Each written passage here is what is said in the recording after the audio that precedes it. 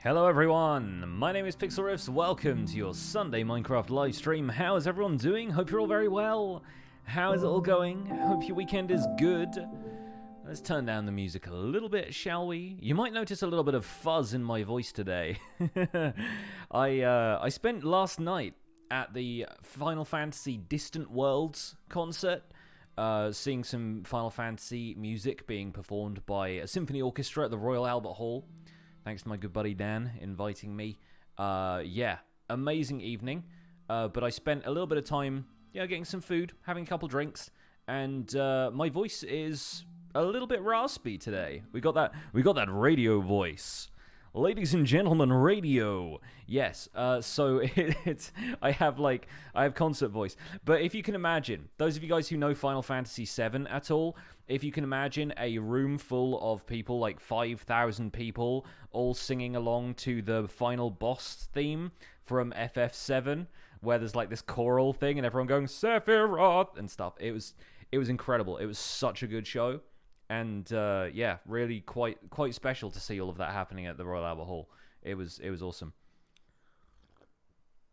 If you want to check that out, there are various recordings of it on YouTube as well. So you want to check that out. They did a 30th anniversary concert there 2 years ago in London. So yeah, it was basically the same vibes. And yeah, the Royal Albert Hall is great. I've only ever been there twice. This was the second time, so that was good. But that was like a kind of slightly belated birthday celebration.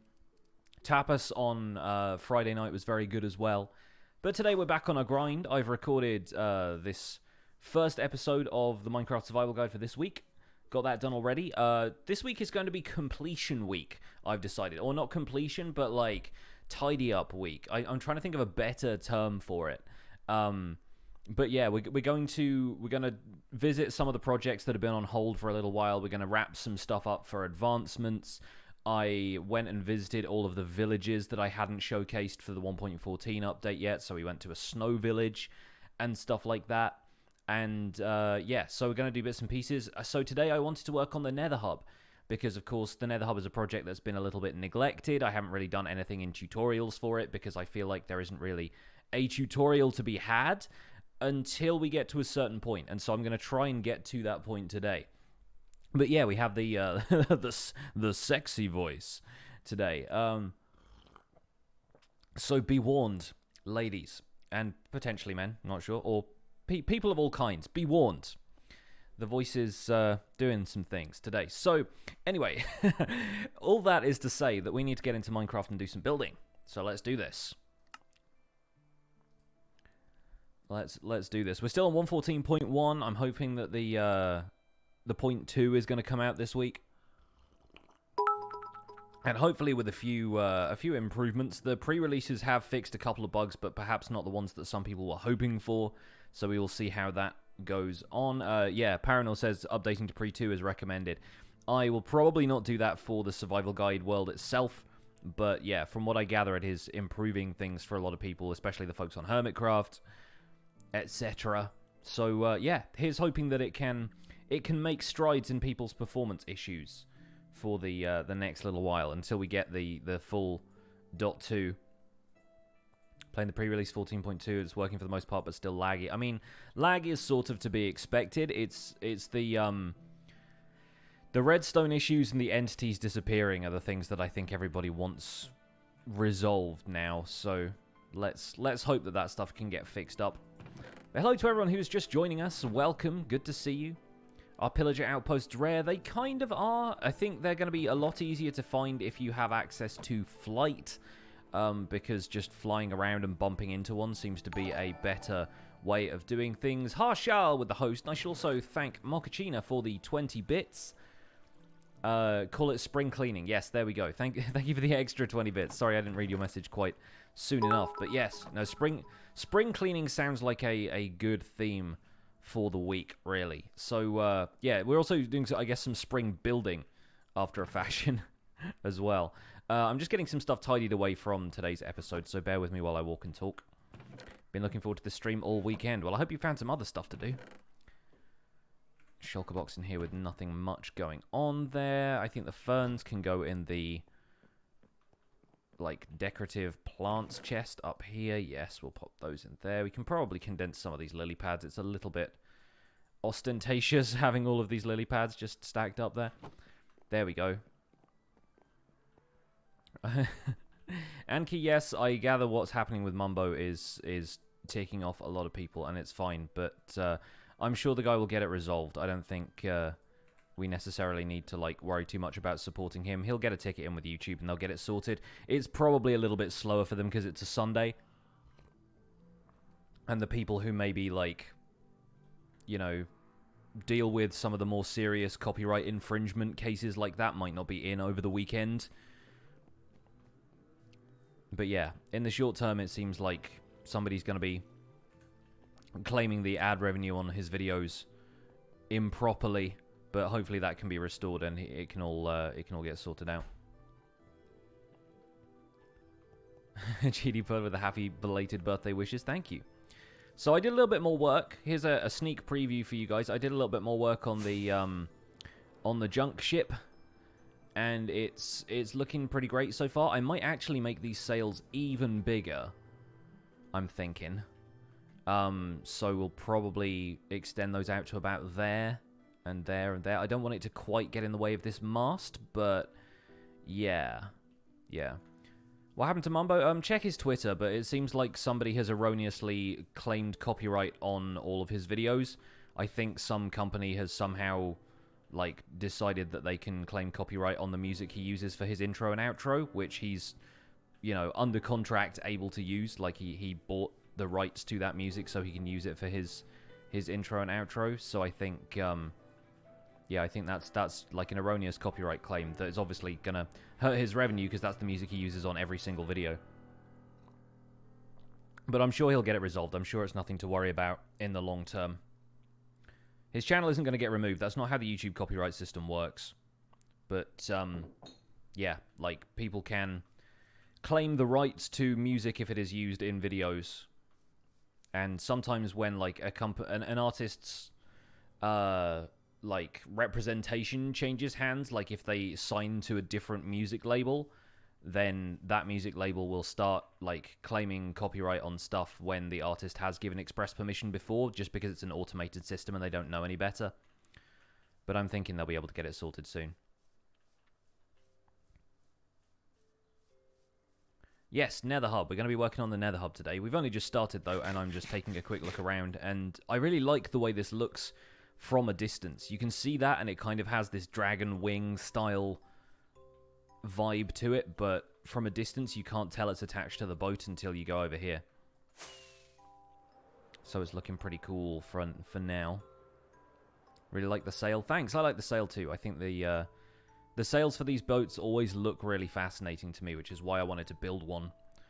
How's the volume for music and game sounds and stuff? I know we're not doing anything particularly noisy in-game right now, but I did lower it a little bit after I watched back the last VOD, and I thought the volume levels were a little high, but I might have overcompensated, so do let me know if you think anything needs tweaking.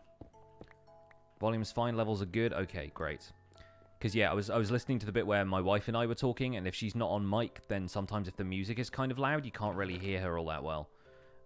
So I figured I would lower the in-game sounds, lower the desktop volume for the music that's playing, just so if she comes in and interjects something, you guys can understand what's going on. Don't really hear the background music. And this is one of the quieter tracks as well, so it's there. It's in the background. I can maybe set it a touch higher.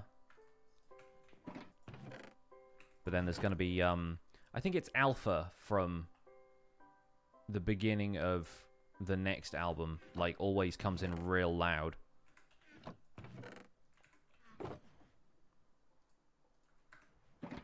Hey, Mr. Wrongs, it's going well. How are you doing?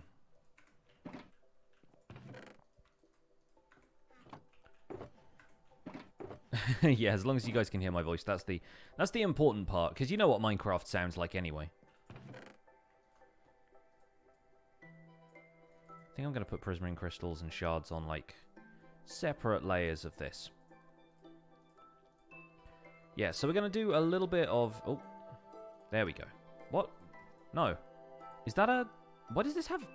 Oh, yeah, I keep getting tripped up by that. That's the prismarine shard that's been renamed to, like, label an item frame, and so I keep thinking I can stack it, and I can't, because it's got tags. But that's fine. We can deal. We can deal. So, I think we're probably going to take some stone bricks and some regular stone things and take those out to the Nether Hub and probably start building something basic and frameworky out of stone to begin with.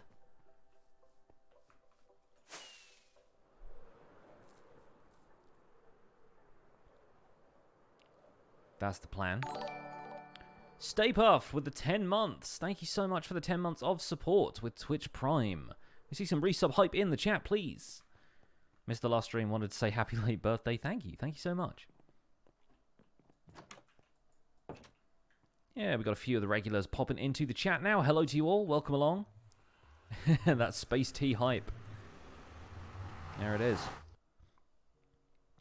It looks especially spacey when I go through the nether portal, doesn't it? So my plan right now is to basically go around the entire prismarine circle and replace it with stone brick, which seems a little ridiculous. It seems like overkill, but it'll be worth it in the long run, because I don't really want to use prismarine as the outline for this, much as it would stand out. I think we're gonna get a better theme going if we start from something that's like a nice grey neutral color, you know. So we're gonna go around like this. We're probably going to just break and replace. I've got a bit of stone and stone brick on me. We can kind of alternate those. But yeah, we're gonna have a bit of fun here, I think. Can do something like that.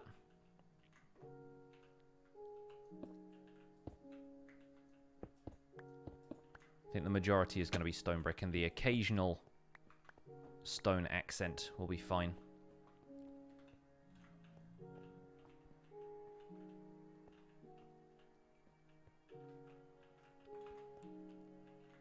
And of course, then we have to worry about marauding ghasts coming through here, trying to mess with me, trying to ruin my day. Do I like the Minecraft Earth app? I don't know what it does, so, I mean... I've... As with like stuff like Hightail and everything, I'm going to reserve my judgment until I'm actually able to use it, and nobody has access to it yet, so... I've signed up for the beta. I will definitely give it a try. I want to report on it for the spawn chunks, and maybe make a couple of videos about it, but... I will... Yeah, I will tell you if I like it when I can actually use it. I know my shield is almost dead, but it's going to be fine, because I have another one.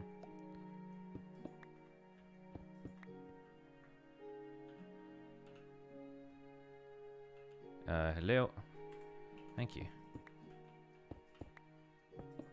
My shield is also apparently kind of laggy. Hey, Loic, I'm doing well. How are you doing?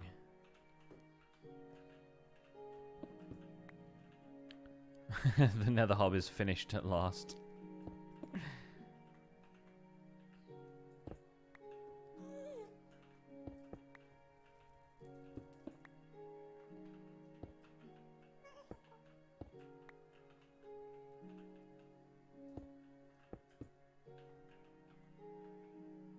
So yeah, there are some sections of this that we're probably going to have to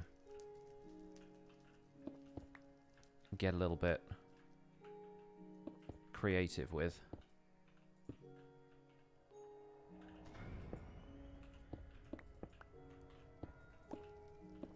Like, these are okay, but then there's all of these diagonal one block sections I'm probably going to have to mess with a little bit.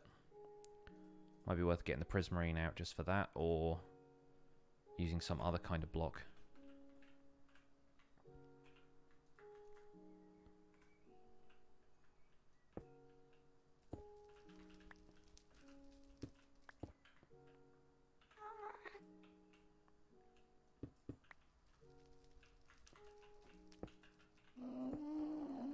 Yep, the ghasts are going to be an annoyance.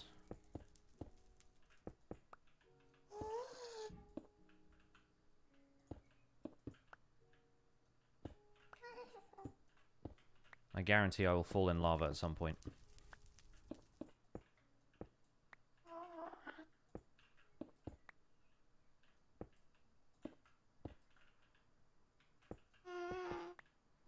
It's fine that I break and replace too many blocks while I'm doing this. There we go.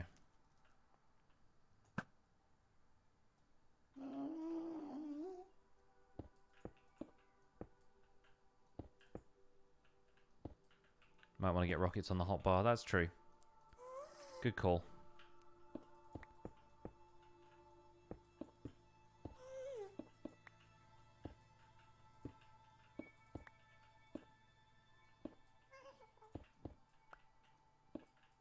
Guarantee I built this wrong at some point as well. At some point around here. Yeah, I have all of the resistance enchants, protection and stuff, so I don't have any potions, but I have fire protection. Could probably survive in lava for a minute or two if I need to.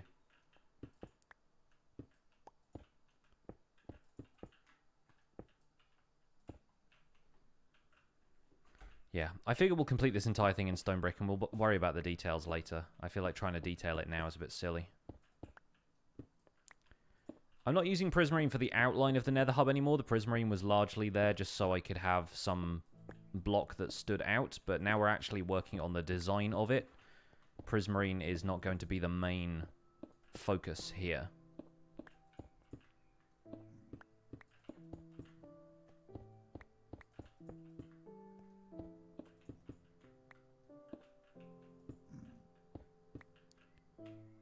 Bye. I'm so glad that doesn't count as a player kill, because can you imagine, like, aggroing a zombie pigman just by knocking him off a block? That would be the worst.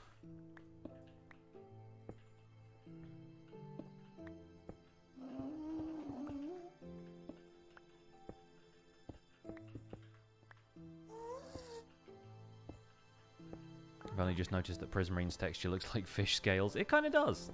Kind of does.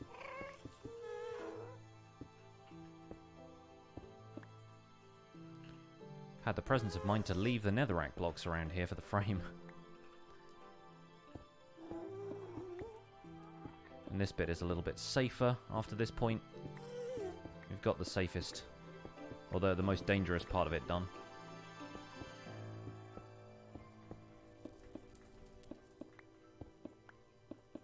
But then we need to establish points on this where we're going to build pillars for the walls. And where exits and entrances are going to be. We're going to fill in the circle. Kind of, yes. But it's going to be, like, lower down. And yeah, I'm planning on doing an episode about how to effectively spawn-proof stuff in the Nether, because there seems to be a bit of confusion out there about that stuff.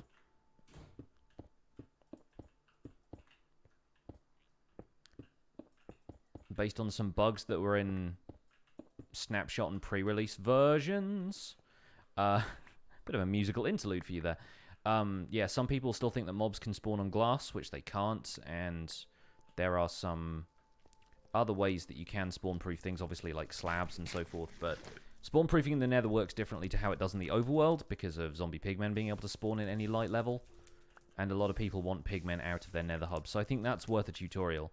So we won't do the floor of the Nether Hub quite yet, or we could maybe start it, but then it can prove an example for demonstration purposes when we do the rest of it for a video.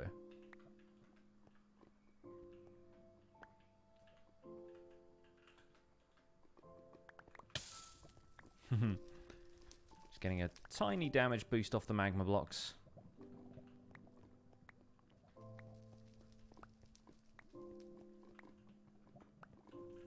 Have I received the play button from YouTube yet? No, they are supposed to, at some point, send you a notification on your dashboard to say, hey, here's a code you can use to claim it. I have not got that yet.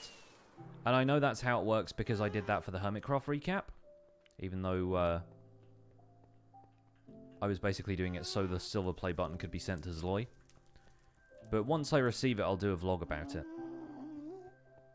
Just put water down, they can't spawn in water. Pro tip.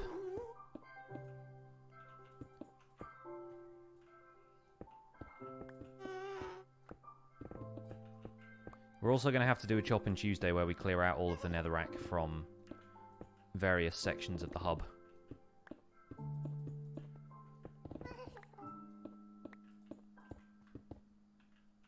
Boop. And there are, of course, fortress blocks in here as well, which makes things a little difficult because, in theory, any blocks that you place within the bounding box of the fortress will technically be spawnable for fortress mobs, and so even if we spawn-proofed anything in the middle of here, the spawn-proof blocks would be fine, stuff like slabs and glass, but putting solid blocks like this, you would have to make sure they were very well lit so they didn't spawn blazes. How do I have so much XP? I have a Guardian farm, and I use that to repair my mending tools regularly. And the thing about the mending tools is that if I'm wearing my full mending armor, which I typically do when I'm at the Guardian farm because Thorns does a lot of damage and I don't want to die, it means a lot of the XP goes to my XP bar once the mending armor is fully repaired, because I don't want to take it off and take damage, but when I have the mending armor on, any XP that would go to the mending armor ends up going to my bar. Just Husk is continuing a gift sub. Thank you so much for the resub. Not sure why that isn't showing up as a resub, but we can get some resub hype going in the chat while I take out this ghast. Have at you!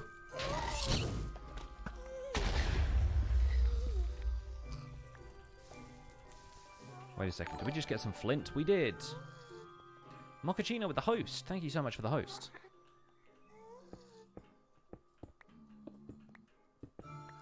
Yeah, for some reason, like, notifications don't show up for, like, people continuing gift subs, which is weird. It's just not part of the Streamlabs infrastructure, apparently. Which is kind of a shame, because it's a really awesome thing for people to do.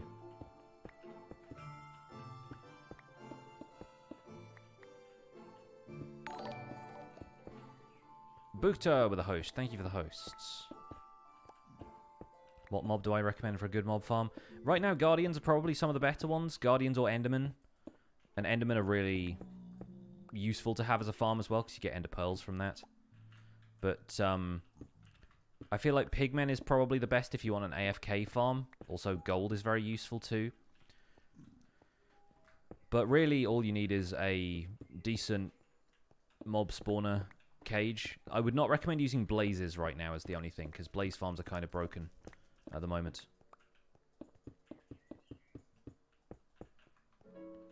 Twitch changed how it works again and Streamlabs haven't updated it. That makes a lot of sense.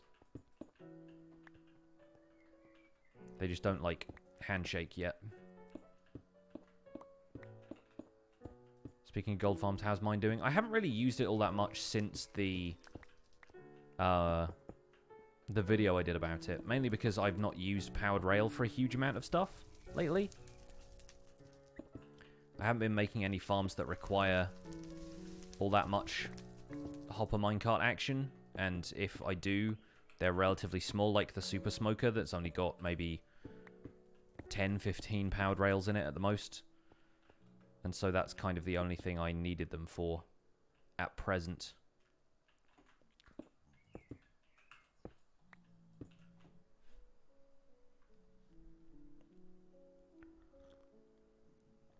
Do I use golden apples? No, not really. Nor golden carrots, actually. I kind of just eat whatever food I've got handy, but I think Hermitcraft has also kind of unintentionally misled people into thinking that the way they do farms on that server is the way you should do farms on any world. Because obviously it's a very well-liked and heavily watched server, so everyone is quite keen on seeing how the hermits do things, but for a single-player world, so much of the stuff they do is totally overkill, and like the stuff they do on Psycraft is primarily for the benefit of a large, very active player base, and is also done just to demonstrate that it can be done. So in terms of, like, having the donut gold farm and stuff like that, yeah, it's great for XP, it's great for gathering vast quantities of gold, but Impulse is selling gold to everybody on the server and selling golden carrots to everyone on the server, and, you know, the average single-player world does not necessarily need something like that. It's still something I plan to build, because, once again, my lot in terms of what I've chosen to do with this series is to show everyone how something can be done. But you don't need those OP farms.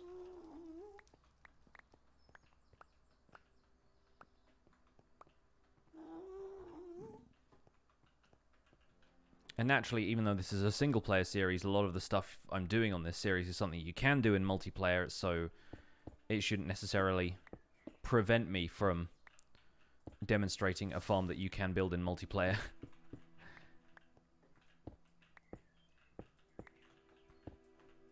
Because things aren't going to be all that different. But it's just worth noting that your average single-player world is not going to need a super high-yield iron farm or anything like that.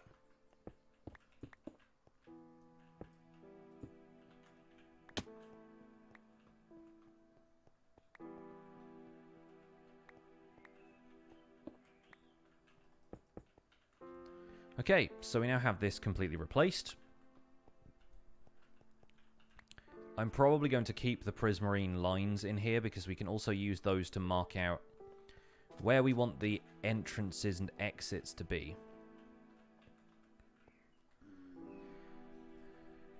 Because if we're going to build main entrances on each side, so go out 1, 2, 3, 4, and then put a block on the 5th block out of here. 1, 2, 3, 4, and then there, yeah. So like 9 block wide entrances on each of these sides is what I'm thinking about going with, and then we can put some smaller entrances on the diagonals. And then maybe have it be like a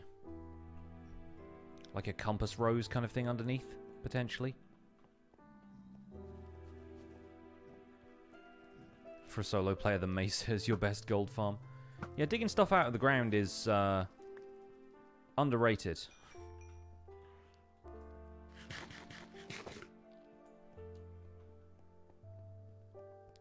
When am I going to adapt the iron farm? I'm going to rebuild the iron farm. I'm not going to adapt the one I currently have.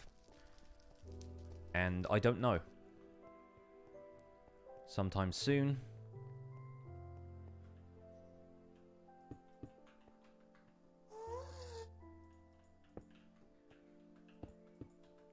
But I'm also, as I've said many times now, waiting to hear if the upcoming releases like 1.14.2 do anything to break Doc M and Captain Wutax's farm. Do I use the nether portal above the bedrock? Not right now. I've not been back up there since I demonstrated that you can break bedrock. I plan to go back up there at some point to build the gold farm, but I have not done it yet.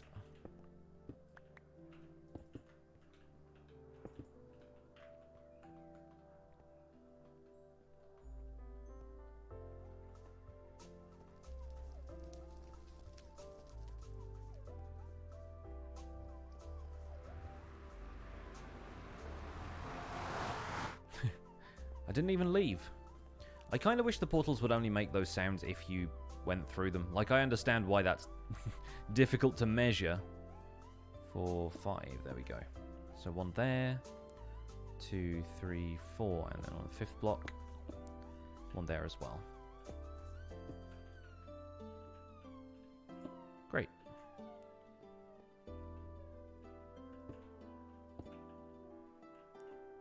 Slyken, been watching the Survival Guide playlist on YouTube since 1.14. Maybe want to play Minecraft again. Had no idea you're a Twitcher. Yeah, no, I've been streaming here on Twitch for a little while, but it's only fairly recently, around the time I hit 50,000 subscribers, which, if you can believe it, was not that long ago. I've only really been playing Minecraft on here regularly since then. Before that, I used to play a lot of a greater variety of stuff. And by a greater variety of stuff, I mean a whole series of one game in particular. 1, 2, 3, 4. And up, there we go. 2, 3, 4, pow.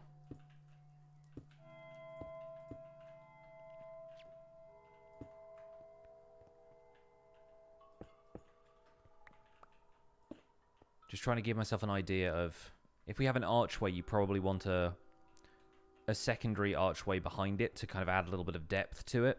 And so I'm working on where the pillars for that are going to go.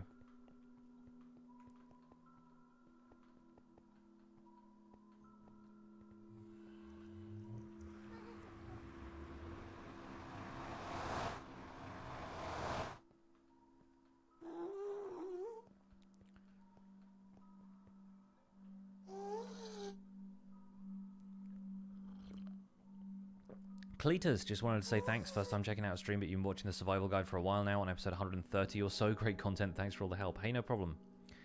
Glad you're enjoying it. Glad you're finding it useful. 4, 5. There we go. Yeah, like I keep saying, I will keep making them if people keep watching. Appreciate the support.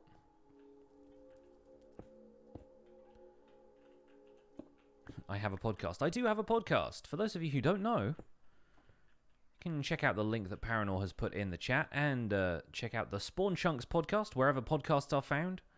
We're on iTunes, Android, Stitcher, Spotify. We also upload the episodes to YouTube if that's where you like to listen to podcasts.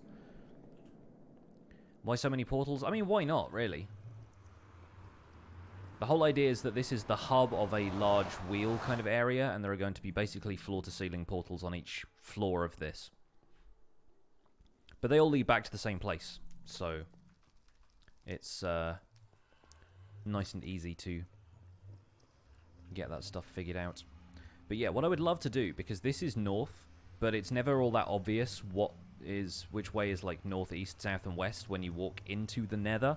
I would love to build a compass rose underneath the floor here. It sort of makes sense with a circle this size. And I think it'd be great to have something like that in the Nether to orient the player a little better. Because it's difficult, and maps don't work, and a lot of the time when you spawn in through a Nether portal, it's not immediately obvious which way is north, and it'd be nice to see that without seeing the, like having to turn the debug information on, you know? And I kind of know now because I know where my farms are in the world. Like the Guardian farm is definitely to the north, and I go that way in order to get to it. Likewise, the swamp is north in my world, but I get turned around with that stuff pretty easily, so.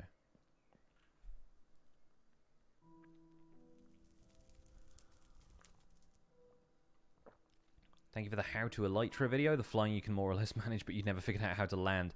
Yeah, it's fun when you first get your elytra and you're not sure how to do anything. You just spend a lot of your time just crashing into stuff.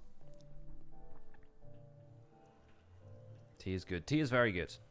I highly recommend tea. Tea is effectively a sponsor of the stream, except not. Sponsored by tannins and caffeine.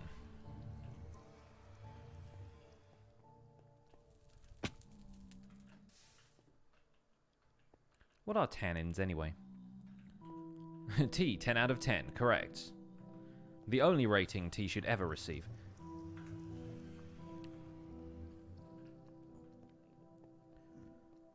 So I think what we're going to have to do now... Gilbert the Goat has subscribed using Twitch Prime. I think what we're going to have to do now is thank Gilbert the Goat for subscribing. Enjoy your emotes. Welcome to the Pixels. You are 1 in a million.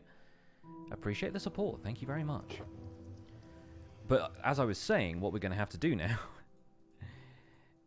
is probably fill in these walls a few blocks downwards and probably a few blocks upward as well.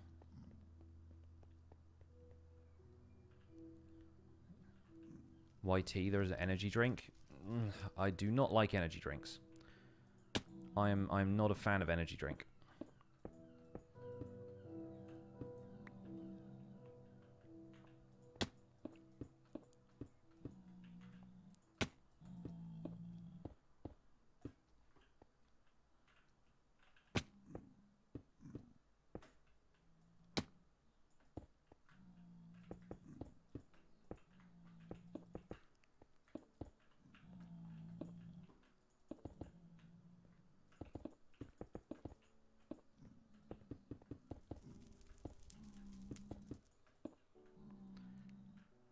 Have I noticed the thing where items don't stack properly in your inventory? I never know if that's the game or if that's me. Like, if I pick something up, if it doesn't automatically join a stack. Like, I never know if that's just something I've done where I've put it in my inventory manually and not realized there was a stack. But I shift-click stuff around a lot, so...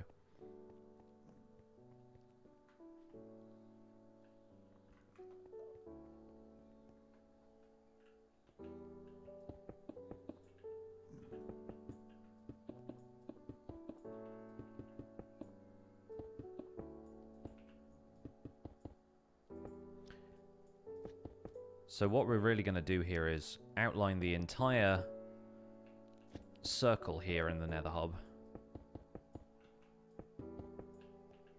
4 blocks downwards. And probably... Hey, you mind?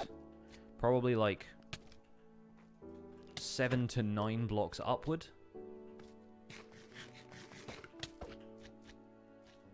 Turns out big magma cubes can pack a punch.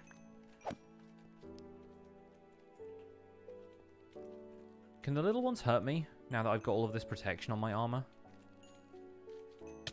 Oh, they can. Okay, cool. Good to know. I figured it wasn't going to be like extra fire damage or anything that they were doing, so...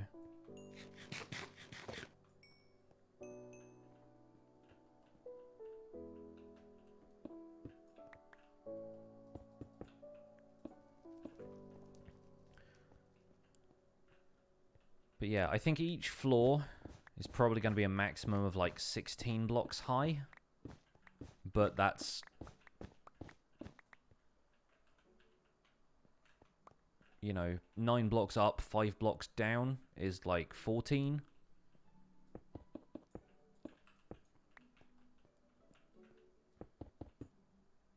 And what we're going to do is have the compass rose built down here. Kind of like in the Hermitcraft Nether Hub. Where everything is built underneath a glass floor. So you can basically do whatever you want underneath that in terms of block placement, but... Get wrecked. You can get creative with that stuff while still having it be spawn-proof. But I'm not planning on doing a world map because the Hermitcraft Nether Hub looks great because their central area is an island. Mine is a continent. And continents do not make for great... like, large maps in the way that islands do. It'd still look pretty cool, but... I also don't want to steal their idea.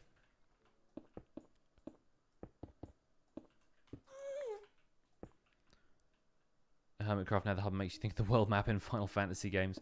It does seem like you should just be able to select a location and go there via airship, doesn't it?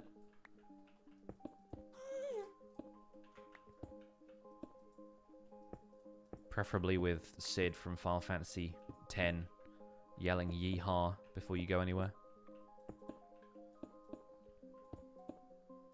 That was another thing that was really cool about Distant World, is they played the Xanacan theme as like... Was it an encore, or was it before the encore happened? I forget, but it was towards the end, and it was one of those things where, like, what are they going to play? Like, what are the last few things they're going to complete from the repertoire?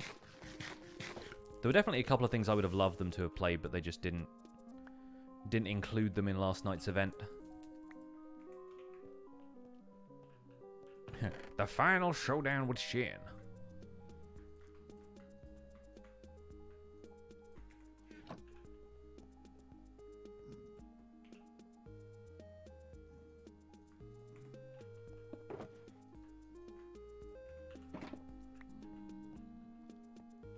My favourite wood type is probably spruce.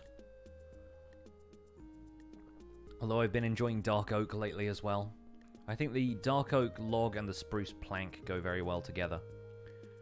But spruce logs are good unless they are stripped spruce logs, in, you know, in which case they are the devil and shall be cast out. 1, 2, 3, 4, 5. Then we'll go 5 blocks down here. Doo-doo.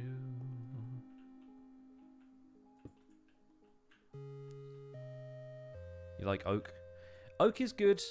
Oak is good. I think oak is a nice all-rounder, but oak also feels like it's your first day of Minecraft, because that's what everyone has been building with since the game began. It was like the first wood type. So a lot of the time I steer away from using too much oak because it can almost feel like it makes your build more like a noob build, which is dumb. And oak definitely has like some good uses, but it does it feels reminiscent of old school or like first day Minecraft sometimes. Oak and cobblestone is like, cool, we're in a village.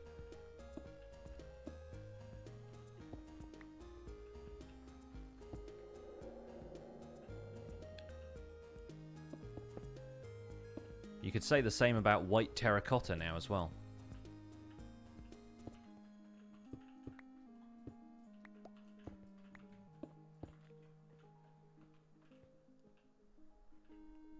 Use oak with a resource pack? Yeah.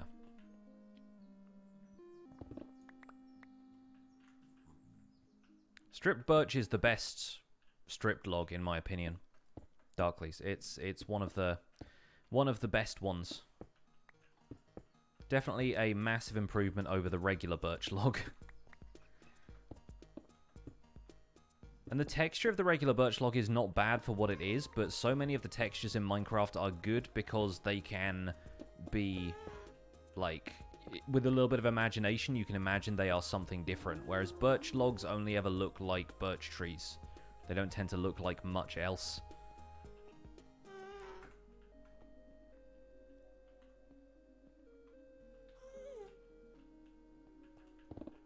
And also the repeated pattern of them is much more obvious than it is with the other logs.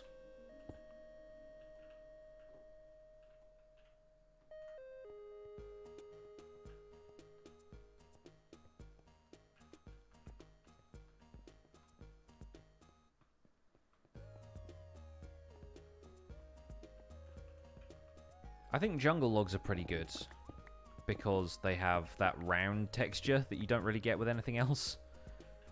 Like, the horizontal stripe texture makes it a lot easier to imagine those are round objects, where the bark grain on all of the other logs is vertical. So that's what I find useful about jungle. Freaking blazes, man. At least we don't have that bug Bedrock had where blazes could instant kill you.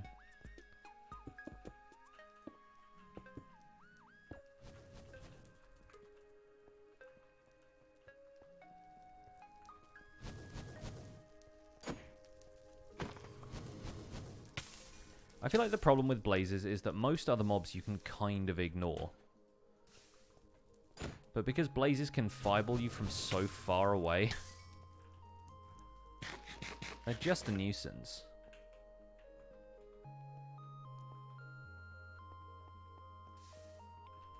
Even skeletons don't shoot you until you get, like, 16 blocks away or whatever.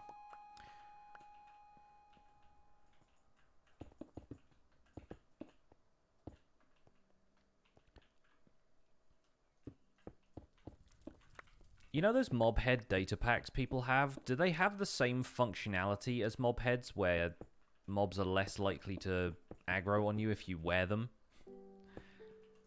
I don't think they do, right? They're just decorative. But it would be very useful if they did.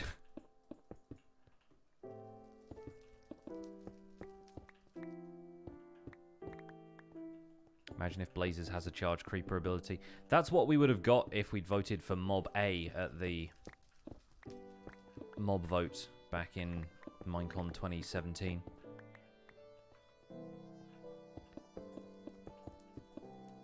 Which, by the way, have you heard they're doing a Minecon 2019? What a big announcement!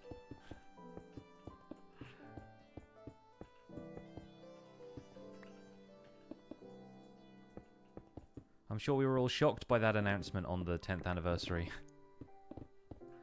None of us expected Minecon to come back after they've done it every year since Minecon started.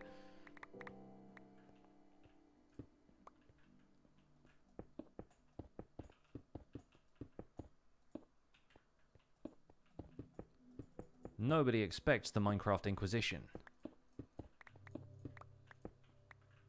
Didn't they change the name of it to Minecon Live instead of Earth because they didn't want confusion with the new app? Yeah, and it's still going to confuse everybody. I've already been in several Discord chats where people have accidentally called the app Minecon Earth. Stop breaking blocks. What is this, Chopping Tuesday?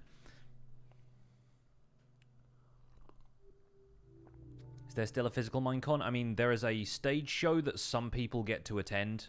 So if anything, it's become more exclusive. which is pretty funny. Like they did a stage show thing, but everybody gets to watch it via live stream, which, you know, they could before anyway. It's just a smaller stage show so that you're not, like, missing stuff because you can only tune into one thing.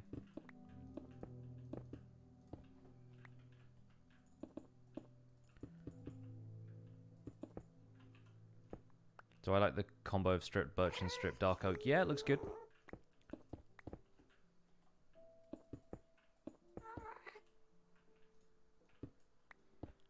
What's up, IS7X? Welcome along.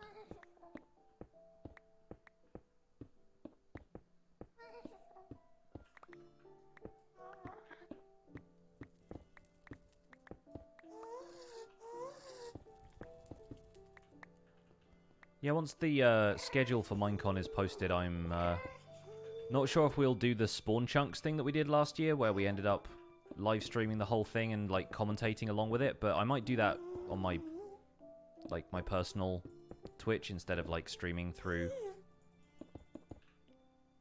Actually, we did it on my Twitch channel anyway. We just branded it with, like, the spawn chunks stuff, and I don't know if Joel wants to do it, but I will probably still do it, like, myself anyway.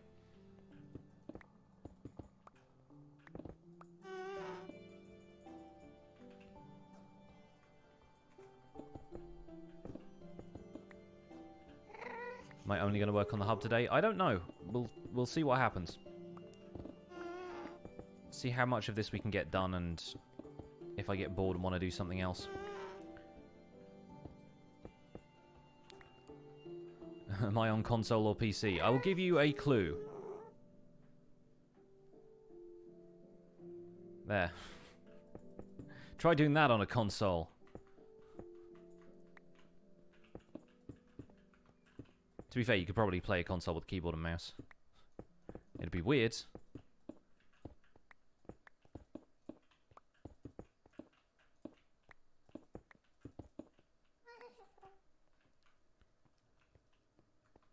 Doesn't Xbox have a keyboard, like, peripheral? I imagine PS4 probably does as well.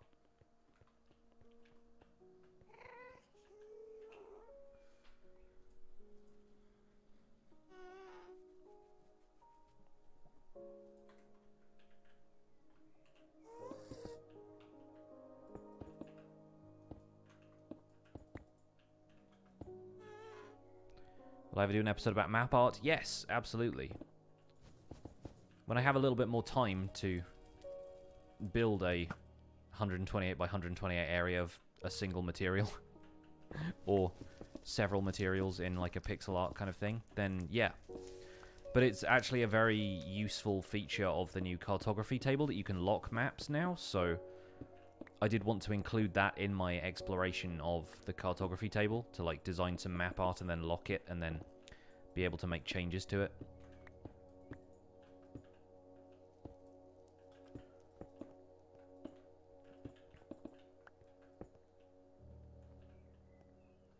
Can I make a Bedrock version video? I have. They're all in a series called Cobble Clicker, where we play a custom map from the Minecraft Bedrock Marketplace.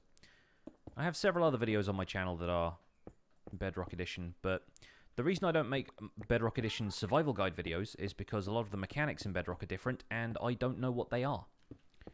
So it would be silly for me to make a tutorial video about them if I didn't know them. If you're looking for Bedrock Edition YouTubers to follow, I highly recommend watching folks like Silent Whisperer or anybody else who plays on Truly Bedrock, because they are very familiar with the mechanics and they know what they're doing. They're technical Minecrafters who are used to the Bedrock mentality, the Bedrock player mechanics, and they do really good stuff.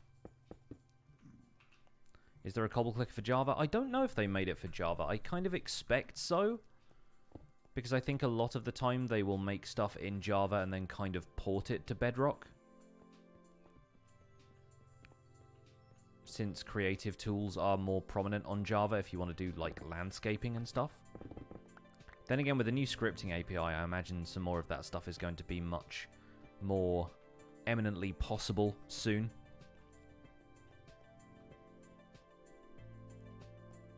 Most of the stuff on the Bedrock store is not in Java at all. I wonder if maybe they signed some kind of exclusivity deal with the marketplace. I have no idea about that stuff.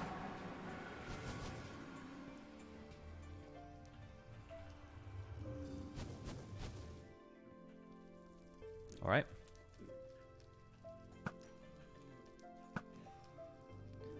Gonna have ourselves some trouble with zombie pigmen here. Also, this fire won't go out for some reason. I think it was lagging out, sending that Blazes drops back to the Nether.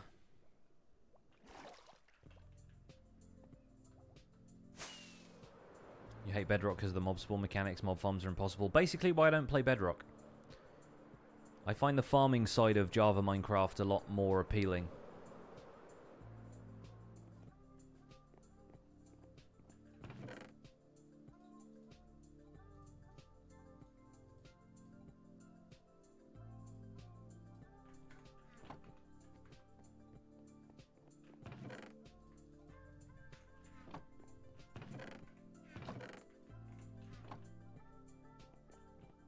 Am I going to make a Wither Rose farm? Eventually.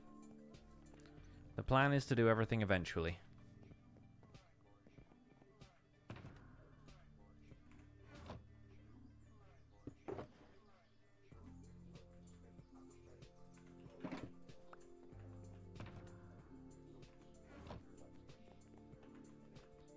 Let's put the prismarine brick away for the moment. There we go.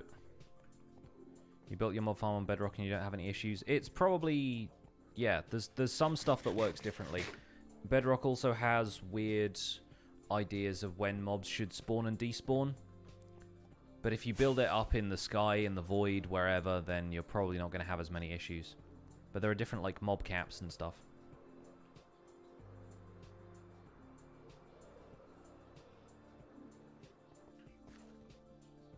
How many diamonds do I have? Probably about a stack of diamond blocks at this point. I have some more diamond ore as well that I just haven't fortuned.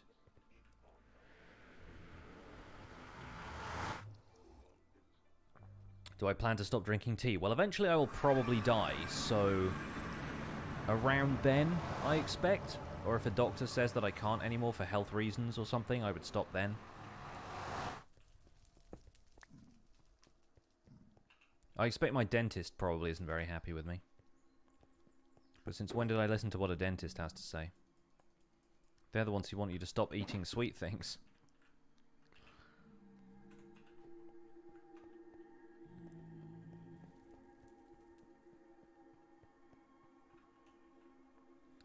Am I saving the enchanted apple for a special occasion? I'm probably going to eat it this week, actually.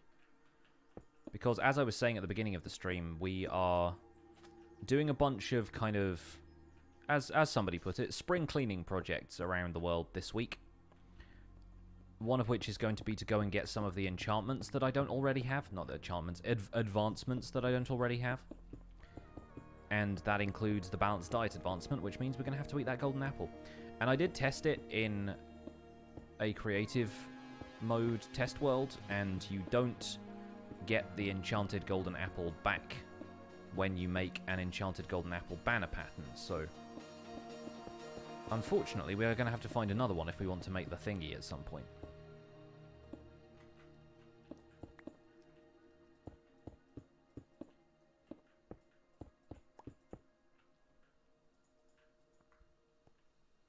See you later, Pepin. Thank you for stopping by. Appreciate you being here.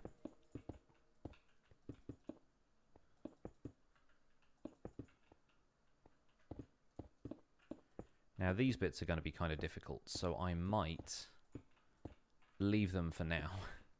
Come back to that stuff later. Just place as much stuff as I can for the moment.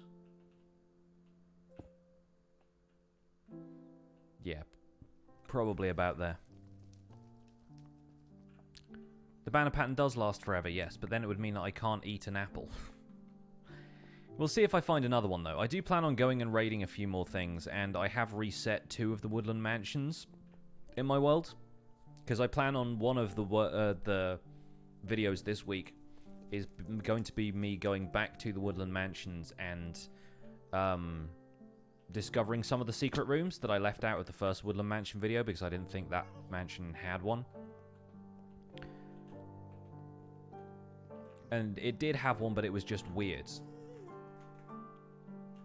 Yeah, the attic. That's the thing I didn't expect was that that room could contain nothing, but it had an attic space that had 2 chests in it. I've never seen that happen before. Which is why I didn't cover it in the video, because I never knew that was a thing.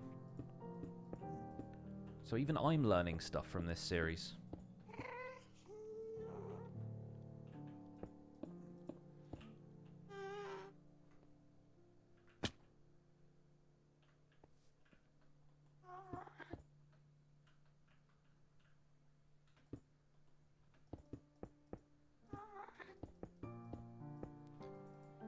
It's so relaxing having this music when you're in the Nether.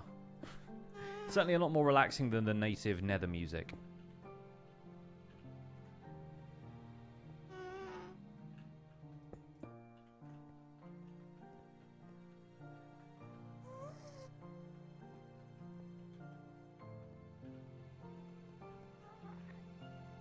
I tried to catch an evoker. I could do that, but as several people have pointed out now, considering that some of those guys show up in raids or patrols in case of the Vindicators, it's not a great idea to have them around, and if you want one, you can just take one out of a raid. But once they... If you start a raid in that area and they can join the raid, you basically have to kill them, which is not ideal. I don't know what happens if you name tag them, though. I'm not sure if name tagged mobs count as part of the raiding party when you trigger a raid. Hopefully they don't, because it would make that Johnny Easter egg from Vindicators kind of worthless. You haven't seen a raid yet. What are they like? If you go to my YouTube channel and you find the video in which I trigger a raid in a desert village, it's basically just a wave survival thing, except I feel like a lot of the time you aren't in as much danger as the villagers are. And if you don't take any steps to basically block the villagers in their homes, then you can lose very easily, because Vindicators will break down doors, pillagers will just walk in and shoot the villagers. If anyone's outside, they're basically dead.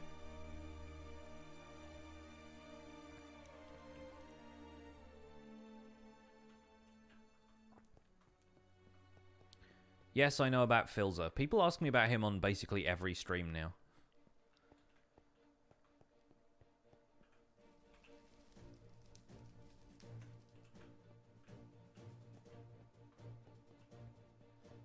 Enderman in the Nether? Yeah, welcome to Minecraft 1.10.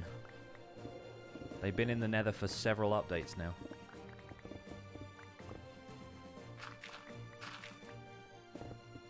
I didn't mean that to sound as sarcastic as it did, so I'm sorry if that was a bit mean. But no, they've been part of the Nether mobs for a while. Which is actually kind of cool if you're looking for Ender Pearls, because the Nether has fewer mobs, and so sometimes you can find Endermen spawning more frequently. But of course, the Nether isn't always particularly open terrain, so you don't always see them from a distance. Nenderman. Basically Nenderman.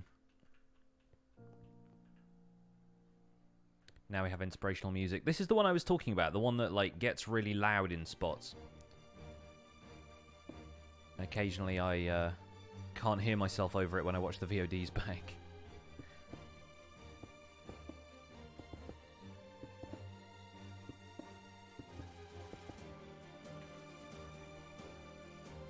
What am I thinking about Minecraft Earth? I'm going to wait and see what happens if, you know, when I can actually play it. But I fell off of playing Pokemon Go after a while. It sort of wasn't something that I cared much to keep up, but that's also because I was not familiar with any of the Pokemon past Gen 1, so it didn't really interest me after Gen 2. But yeah, if it's Minecraft, it's going to be a little bit different, and I think it's ultimately a good thing because part of what these apps do is encourage kids to go outside and take exercise, which is a good thing, and I expect that's part of the selling point for Mojang is, like, appealing to parents who would prefer their kids to go outside and you know, actually have an outdoor life. Just a priority for parents, especially in countries where obesity is a problem.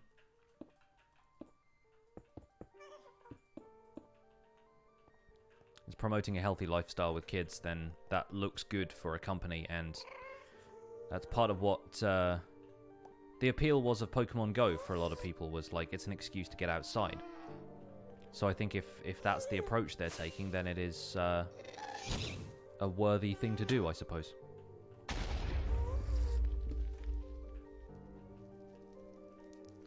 Trade-off with Pokemon Go is data charges. Yeah, no, totally. I fully expect that a lot of people will have difficulty with that. But then again, it seems like part of the functionality of Minecraft Earth is being able to build stuff at home before you take it outside into the quote-unquote real world. Dang it, that always works so well on servers, but on single player it's kind of silly. Well, it looked like he despawned, but we still hit him.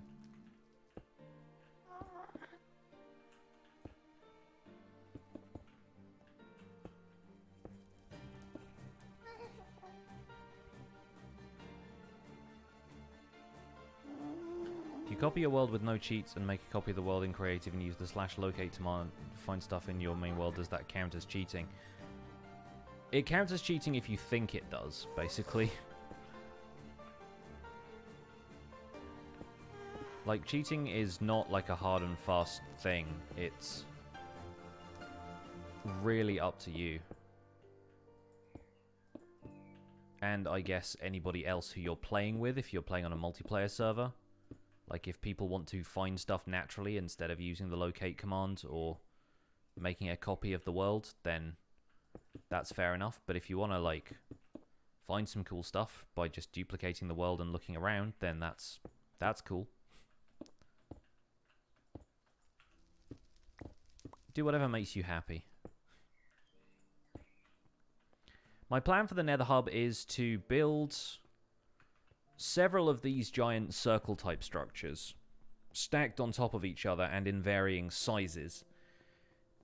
In the meantime, this section of the Nether Hub, this circle, is going to be 5 blocks below this point and probably about 9 or 10 blocks above that point. And we're going to build a compass rose into the floor with some glass over the top of it so it's spawn proof. And then we're going to do the same on multiple levels, and each of the levels is going to be themed around a different form of transport. So in theory, this could be the walking hub, where I walk to locations that are closer. There's going to be a minecart hub, there's going to be a boat path hub, each one leading to a different set of builds depending on how far away they are. Like, the boat path one is obviously going to be for long distance travel, the minecart one is just for AFK, like sit in a minecart and go travel. It's going to be a variety of different methods of transportation here. There's probably going to be one over the top of the Nether as well, because we're going to build a gold farm up there and everything.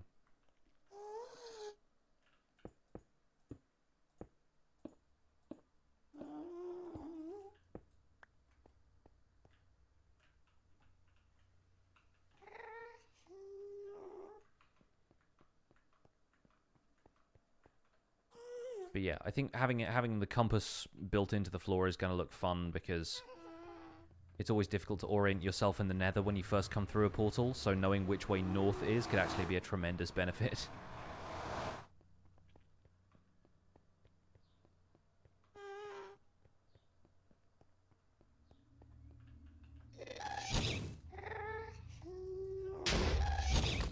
You ducked under that ghast fireball. Nice. square in the chest. Alright. Seriously, are these exploding before they get to me? Is there a little bit of lag going on here? There we go. Weird.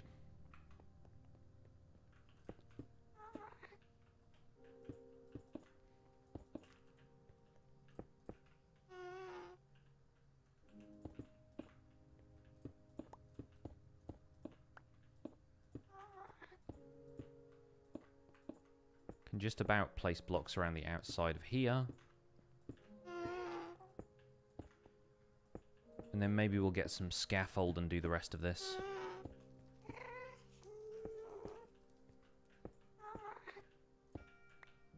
But I think what we will aim to do today is slab the bottom of this.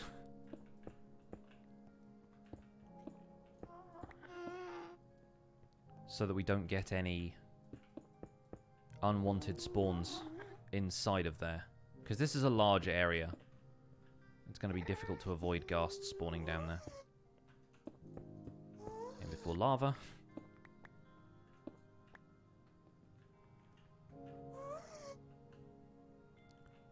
We actually have nether music right now as well. Tomorrow's episode of the Survival Guide is going to be about going to the villages that I have not yet introduced that got added in 1.14. So we're going to go and find a tiger village, a savannah village, and the snow plains village. And take a look at the outfits from each of those, take a look at the loot that you can find there, the different styles of houses. Because we've seen plains villages, we've seen desert villages, we've seen the jungle and swamp villages, of course. But I hadn't really seen any of the others. So it's kind of nice to go out and explore a little more. A tiger village would be pretty cool. Isn't that the jungle village, though? Ocelot village. I know it's like hamburger village, too, but...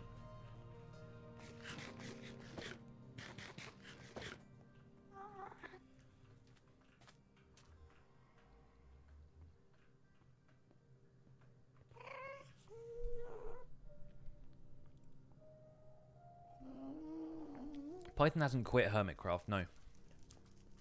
I think he's on a bit of a hiatus because he's focusing on his single-player series, but I don't think he's formally left Hermitcraft. Likewise, Biffa. I think he's just busy with other stuff.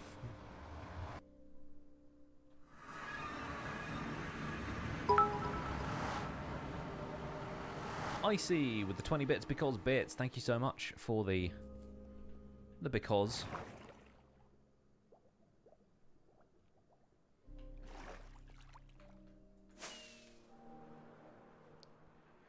Let's get some slabs. Biffa's mostly building roundabouts. From what I've seen, yes. He does seem very keen on city skylines, and if it's doing well for him, then fair play. Like, gotta pursue what's doing well for you, what keeps your audience engaged and everything. Respect that.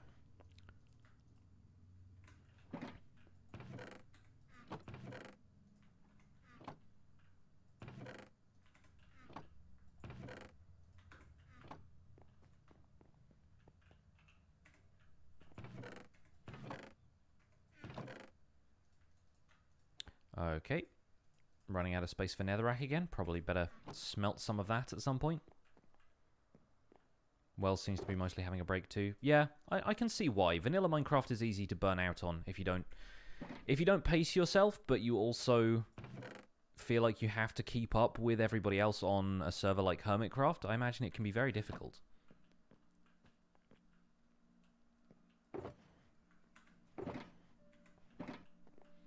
How do bits work? If you donate, what do you get? Or should you directly donate money? I mean, tipping the stream is fine because I would get like 100% of that after PayPal takes a cut because it's all processed through PayPal. Bits are Twitch currency. You can buy them. You charge, like, they charge a little bit extra for the value of bits you get, but every bit equals 1 cent. So say, for example, you cheer 100 bits, that means I get $1 in terms of revenue from Twitch. But, you probably pay more than $1 to get that amount of bits. Because, yeah, Twitch puts the fees for processing bits on the person cheering, rather than for the creator to shoulder that particular burden. Baconaid has resubbed for 2 months. Thank you so much for the resub. Can we see some sub hype in the chat, please? Saying a happy belated birthday. Thank you. Very kind of you. Let's make some more slabs. How much money do I get from a $3 PayPal? I mean, around $1, like, I think. PayPal fees don't really take all that much, you know?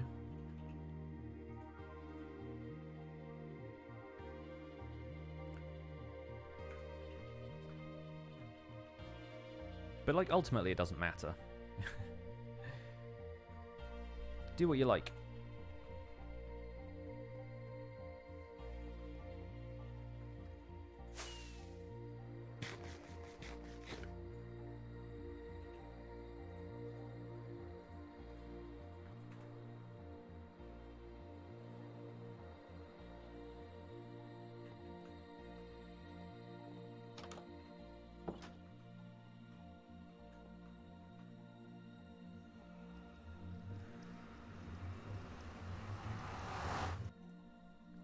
Catch you later, Alan Animal. Thank you for being here.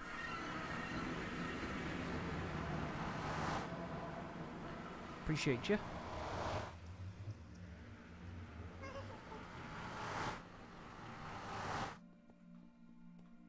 Hey, Mahi, what's up?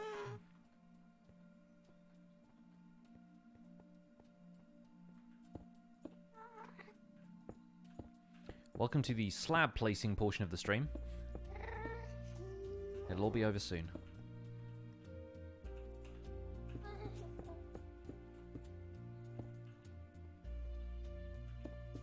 What's my favorite block? Probably emerald ore. That or dark prismarine.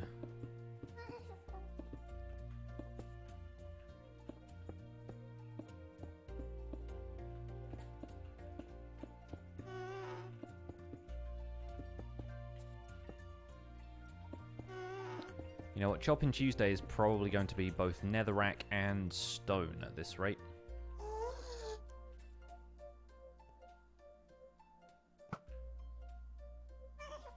Oh, if only it had turned around slightly sooner. Nailed it.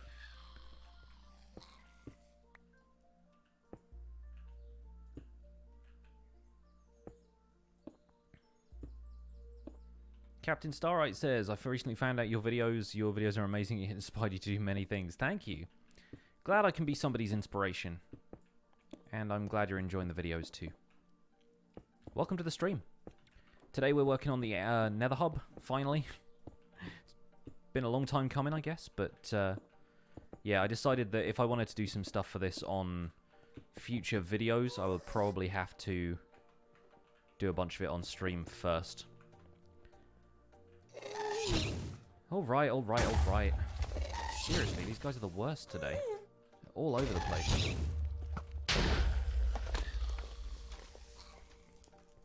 Then again, they're probably helping me clear the netherrack, so I should just let them bomb this area out for a while, shouldn't I?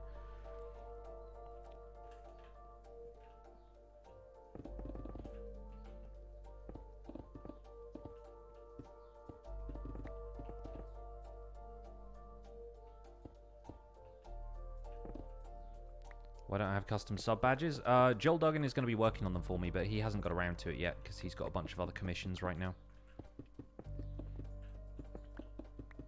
I am not particularly artistically inclined to do something like that myself, but yeah, I'm not partnered, I'm only an affiliate, so I've only had the ability to add custom sub badges recently, and I didn't have them designed beforehand, so...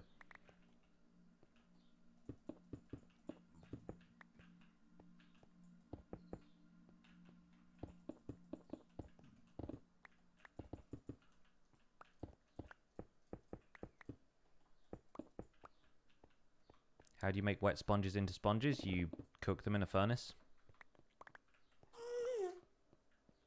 Treble Mold, perfect stream to watch while ill in bed. Oh, sorry to hear that. Hope you feel better soon. Glad you're enjoying the stream.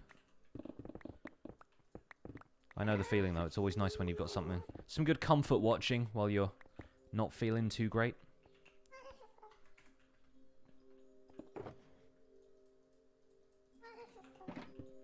You're not artistically inclined either. Yeah, it takes a certain type of talent, and it's not really something that I've ever been good at. I can make a decent YouTube thumbnail now, but that's really the extent of my talents when it comes to any of that. It's probably going to come back to bite me taking the fireworks out of my bar, but never mind. You dry them in a furnace with a bucket. Is that what you can do? Some of the solutions people suggest, like placing them in the Nether, only work on Bedrock Edition. So I'm never quite certain if somebody says something about sponges, if it's true or not, because there are different variants of it.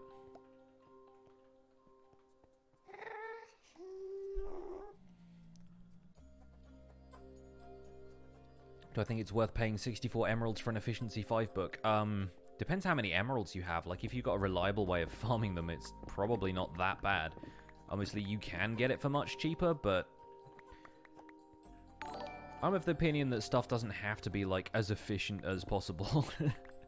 So, occasionally I will pay overpriced amounts for books if I need them particularly badly. Then again, you can get Efficiency 4 out of an enchantment table so frequently that I don't know if Efficiency 5 is really worth buying from villagers at all, unless you're, you know, you don't have, like, a decent XP farm or something. 4, 5, yeah, okay. So we're going to try and keep this at this level throughout the entire hub. Probably means cutting through to this side. Yeah, I guess we'll do it that way.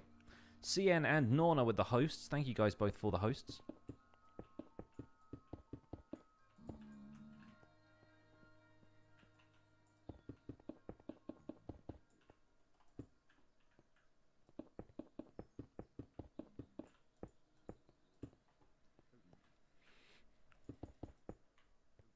If you put a wet bucket in a furnace with an empty bucket in the fuel slot, the water goes into the bucket.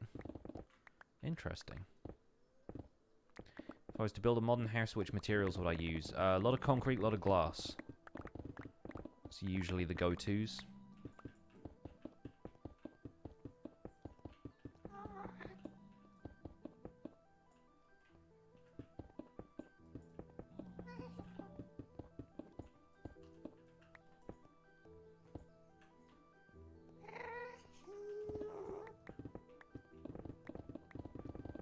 Quartz maybe, especially now smooth quartz is available, because I didn't used to like using quartz all that much for the tiling effect that quartz blocks have, but smooth quartz is a game changer in my opinion. You get away.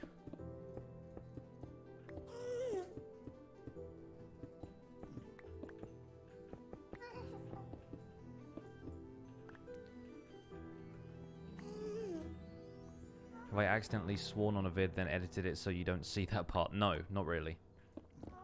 When I'm in, like, a content creator mindset, I keep all my language PG, even when I'm like, this isn't gonna go in the video.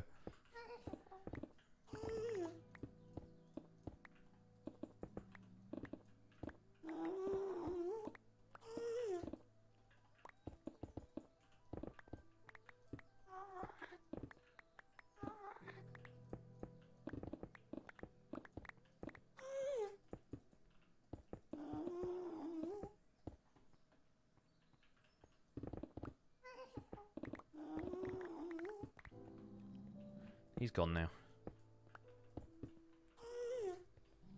I didn't want to build the pigman into the wall because then the wall would be wrong. I don't care about trapping that pigman. He's going to despawn later anyway.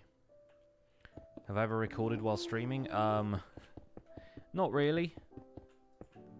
I don't tend to record like episodes while I stream at the same time. Most of the time I try and figure out activities for a stream that involve, like,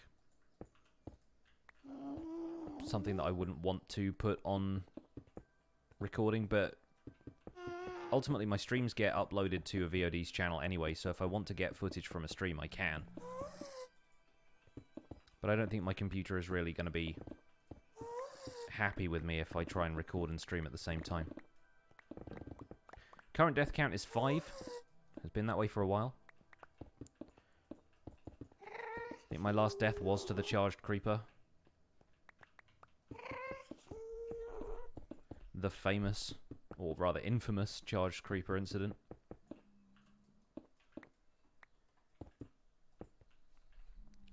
What am I going to do when I've explained everything about Minecraft? Am I just going to make it a Let's Play? I mean, I don't think I'll ever get to the point where I can explain everything about Minecraft. Because I haven't even got to doing stuff like Enderman farms and creeper farms and some of the more specialized stuff. And then 1.14 came out and dropped a bunch of new features that I could explore. And by the time I get a little bit further, 1.15 will come out. And if they continue to update this game on a yearly basis, I don't think I will ever run out of stuff to say about the game.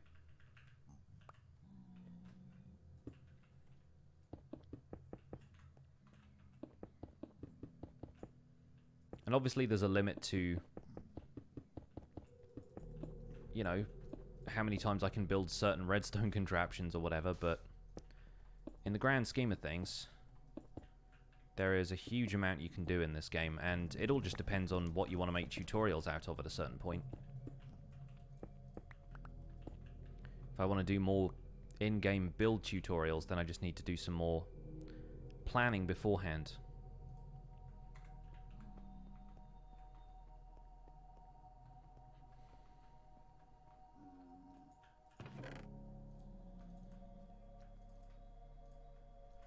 Hi there, little guy.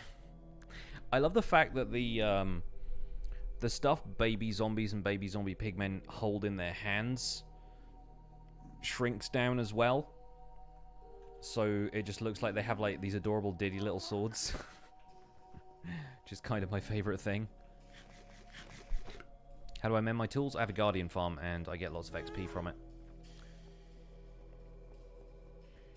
Built the full Guardian farm yesterday. What a job that was. All credit to Cubfan for the design of that, by the way. But yes, it was quite the task.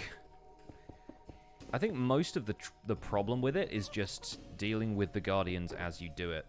Which is why I chose to place all of the soul sand from below where possible, because that was preferable to being shot constantly while I was doing it. How do I play on the same world without getting bored of it? Set achievable goals for yourself.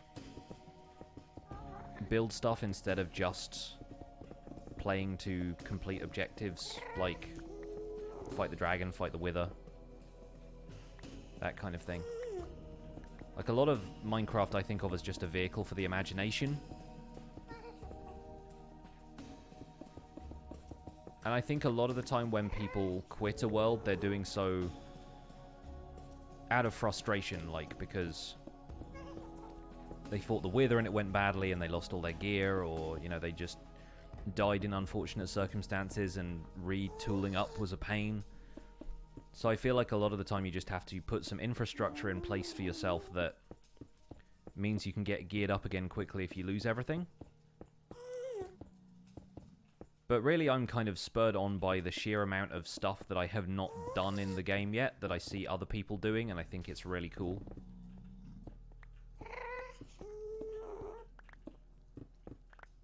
So find a source of inspiration. Find somebody who you can watch who will just make mad stuff happen in this game, and then see if you can emulate that somewhat. Alternatively, get comfortable with the fact that you will probably want to keep restarting your world and embrace that as a fact of the game. Like, it's entirely possible that you might want to go through the rest of your Minecraft life by continually resetting worlds. It's like, you know, the start of the game is the most entertaining part of it to you, then that's fine. That's a valid way to experience something. You don't have to complete it. And there is no complete in Minecraft, ultimately, so if you're not happy with that aspect of it, you can just do whatever makes you happy.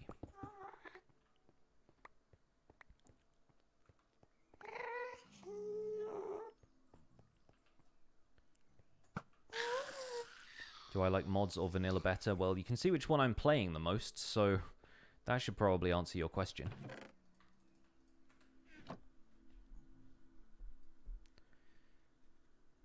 Hey, what's up, Dragon? And hello, Akmadori, welcome back. Do I try to upload daily or do I take weekends off? I take weekends off all the time. Like, Survival Guide is a Monday to Friday series. But I stream on Sundays, and I also do the Hermitcraft recap over the weekend, so that's why I'm not making Survival Guide over the weekend. Also because it's nice to actually set boundaries and take time off, and making episodes 7 days a week would be so much harder than making them 5 days a week. If I ever upload anything on weekends, I count it as like a bonus video. And it's usually easy stuff like the map showcase kind of series that I've been doing with Zloy about Bedrock maps. And we do Cobble Clicker or we do Grandma's Horror House. Anything like that is always... It's bonus content because it's just something that he and I can sit down and record for 30 minutes and have a 30-minute video.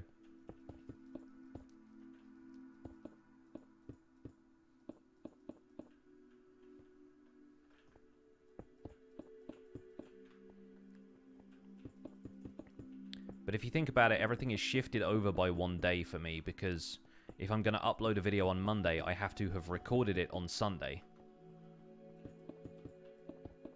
So my weekend is more like Friday, Saturday now, and on Saturday we're always doing the Hermitcraft recap script, so really I only have a weekend on Friday. Which is something I would like to change in the near future, so... I think ultimately what I might end up doing is taking a weekend on kind of Thursday and Friday and try and have all of the Minecraft Survival Guide for that week done by Wednesday or earlier. Escape from Dr. Splice's lab. Yeah, that was another one. It's a weird map. I didn't quite know how to react to those adventure map kind of things, because they're obviously made for kids, and all of the kind of, like, the dialogue and all of the cool stuff they put in with the voiceovers and stuff, it just comes across a little bit corny to somebody who's an adult playing one of these games. We love healthy professional boundaries. Exactly. It is quite funny to me when people don't pick up on the fact that Minecraft Survival Guide is uploaded Monday through Friday, and then on like a Saturday or a Sunday I'll get a comment being like, where is today's video? I'm like, there isn't one, my dude. It's fine. You can wait. It's really not that long. It's weird to me that the internet has now made life so fast that if people don't see you for a couple of days, they assume something is wrong. And it's like, no, I'm just enjoying my weekend. How can I make the Hermitcraft recap so I'm not a hermit myself? Well, it would be a bit weird if I was recapping the events of a server that I was on. I'd probably be too busy playing on the server. ProMic2, or ProMic2, I'm not sure. Hello, welcome along. Good to see you. Dropping that monkey face in the chat. How you doing?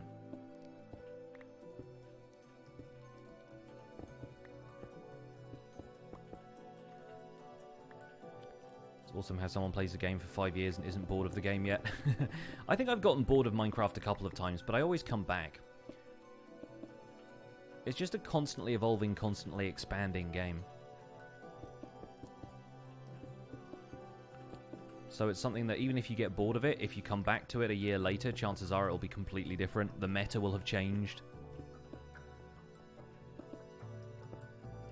Last week you made a mini cactus farm tutorial. Would that also work with sugarcane? I don't believe so, because the way that single tick thing works, it only works with certain types of plants, and I think that it's just cactus and chorus fruit, but I'm not 100% certain. I'm not that familiar with the mechanics. I just discovered something that was like, hey, this can be done a little bit easier.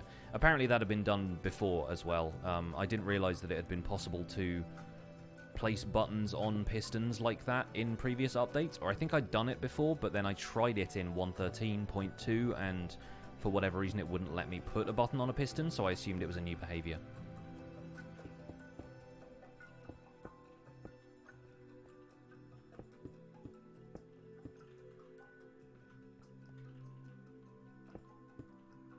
Most of the YouTubers you watch have pretty regular schedules that are easily accessible, but people have no clue when they upload. Yeah. Yeah, I think, especially when people's subscription feeds on YouTube get so overpopulated, like when people are watching, in theory, like they're subscribed to like over 100 channels, it must get very difficult to keep tabs on all of that stuff and understand that people upload on a schedule. You're just like, oh, there's a new video, I'll watch it. Like, not really giving any thought to exactly when they should be uploading these things. If anything, it's a good thing people don't keep track of me more steadfastly, I guess, because I'm terrible at uploading my Twitch VODs. I uploaded so many of them over the weekend because I was like, yeah, I haven't done this for a while.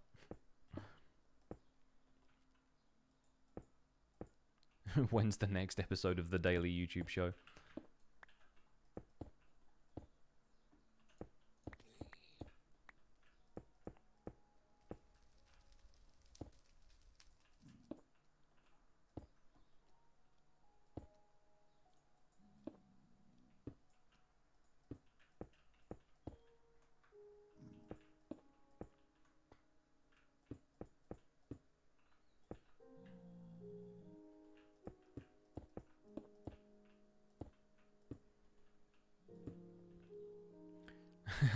I'm finally building the Nether Hub. Yes, I am.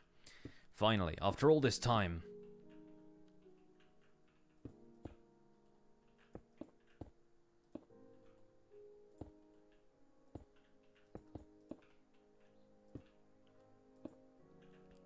Because I finally know sort of what I want to do with it. I'll get there eventually.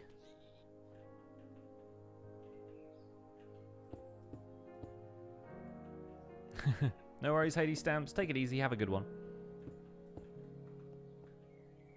Survival Guide World, the only one I play at the moment? Yes. Basically. Unless I'm building stuff in creative, in which case I have a test world for that, but that's doesn't really count. It's not like a second survival world or anything. If I'm playing survival, it's here.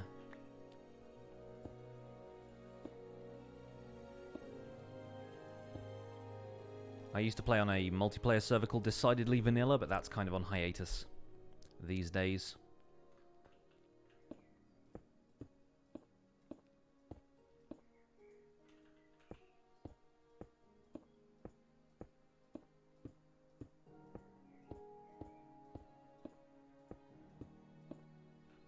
Hello, Move the Stick. Welcome to the stream. When I do a time-lapse, do I know exactly how I'm going to build it? It's 50-50. A lot of the time when I start a time-lapse, I have a vague idea of what I'm going to do, and then it sort of works out as I do it. But sometimes I built it in creative beforehand.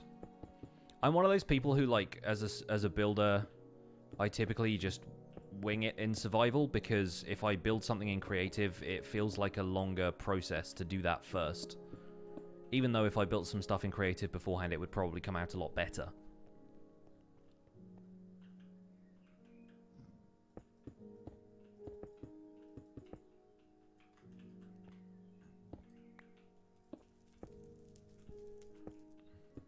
The monsters spawn on top half slabs. They do, yeah. Even if the floor is only half a block thick, if it's a slab that ends like there, for example, so there's like a full block space above it instead of like it still needing a half block space, something could spawn on that. Pretty sure that's how it works.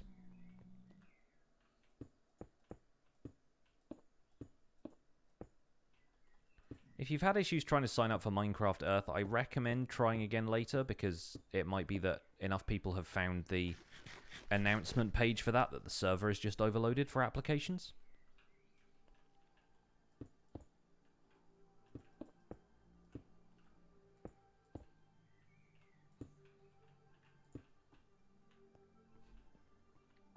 Low shield resource pack is from Vanilla Tweaks.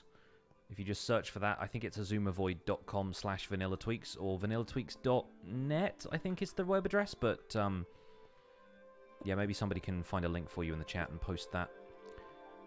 If Parana wants to do that or something.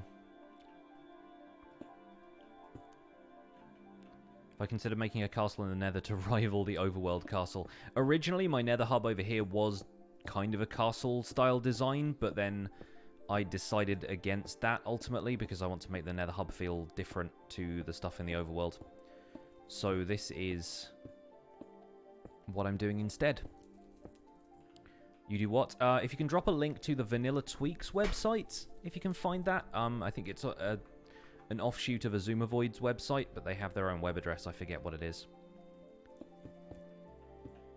You might be able to find it on their Twitter account if you don't know it off the top of your head. Yeah, anybody who's trying to post the link in the chat, you won't be able to because Auto-Moderator won't let you. Mods are the only people who can post links. So, apologies for all of your links getting starred out, but that's... You can maybe whisper it to Paranor, but don't do that because he's probably found it already. There it is.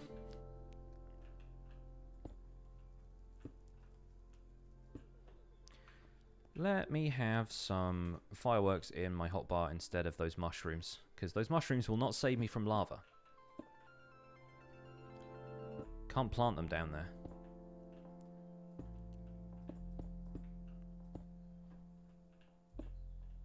Is it me, or has there not been a ghast for a suspicious amount of time?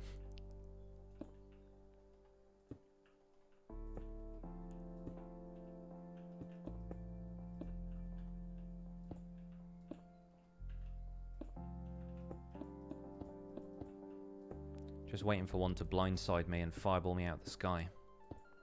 They are planning something.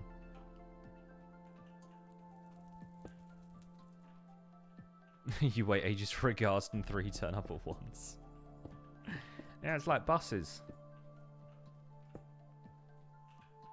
Alright, let's grab some more of the wonderful stone slabs.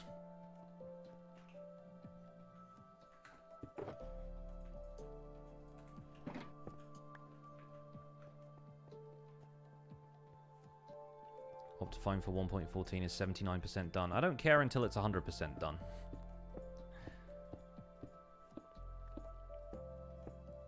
I'm glad they're making progress on it. Good job them. But let's be real. Until it's 100% done, none of that matters.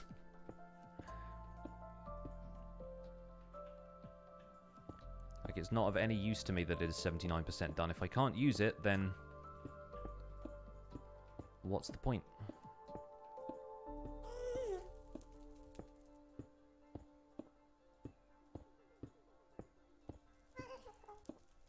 Do I hate Wattles? No, I like the guy. He's a good dude. His Minecraft guide is really great.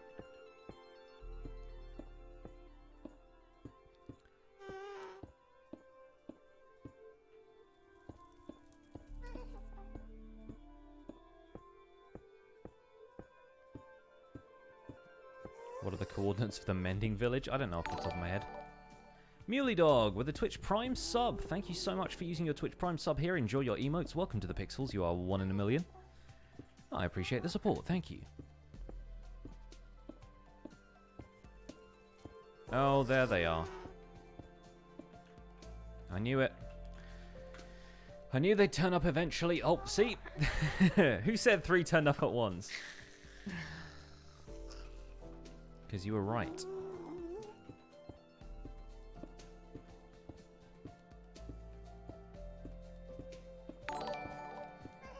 Dreamer Don with a tier 1 Twitch sub as well. Thank you so much. Let's get some sub hype going in the chat.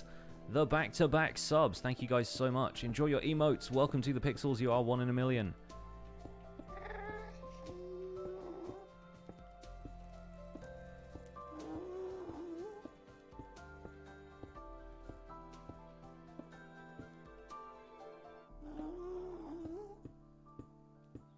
Paranor was the one who timed you out twice. Yeah, and he'll do it the 3rd time if you don't watch yourself.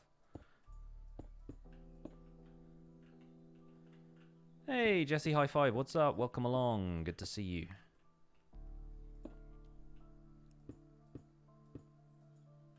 Have recommendations for a content creator who plays Minecraft on PS4. I don't know if I've watched any like PS4 exclusive creators lately. I don't normally like let people advertise much, but if anybody knows somebody who plays on PS4, please do drop recommendations in the chat because it would be Interesting to hear. Did Captain Sparkles play on PS4 or was he an Xbox guy? I can't remember. Or was he on PC? I'm pretty sure, like, a few of those guys were on console generation for a while. I know, like, Stampy's whole crowd was, like, on Xbox, but...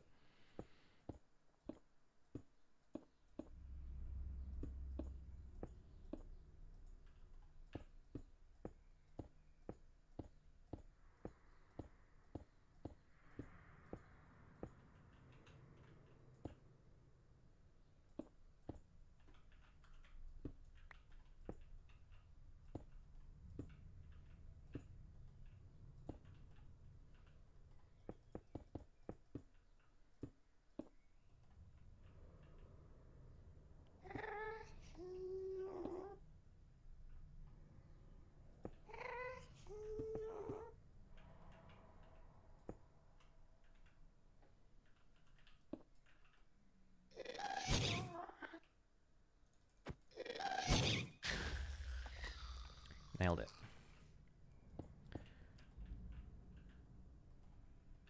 Try and kill me, will you? Have I watched Toy Cat? I haven't. I know of him, but I've not really watched any of his videos.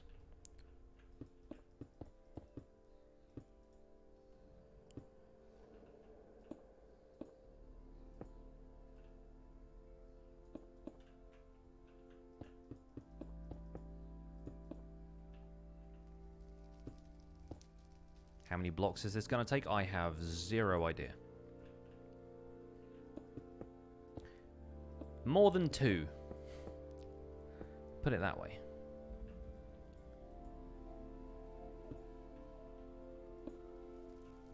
Stone Chopping Tuesday. It's Stone Placing Sunday.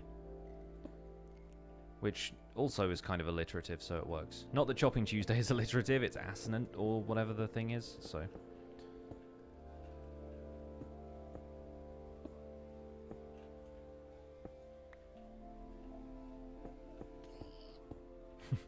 I love hearing the sound of pigmen falling just randomly throughout the world. Ow.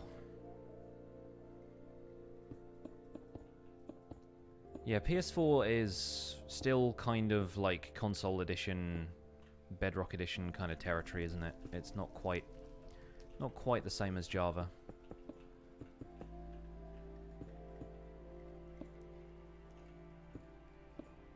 Who drew my emotes? The first one, the Pixel Hype emote, was done by another streamer named Amalith.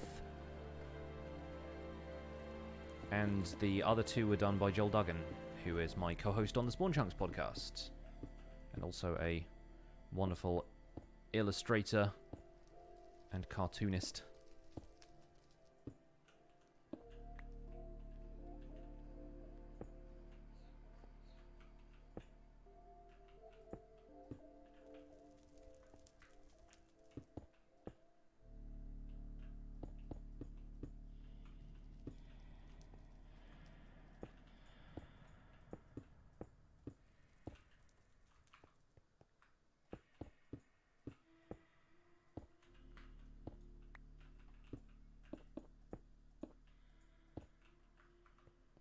Like the new Logical Geek Boy logo he did. Yeah, no, that was really great.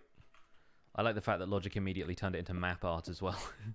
It was like, hey, this is good enough to put in my world in, like, macro scale.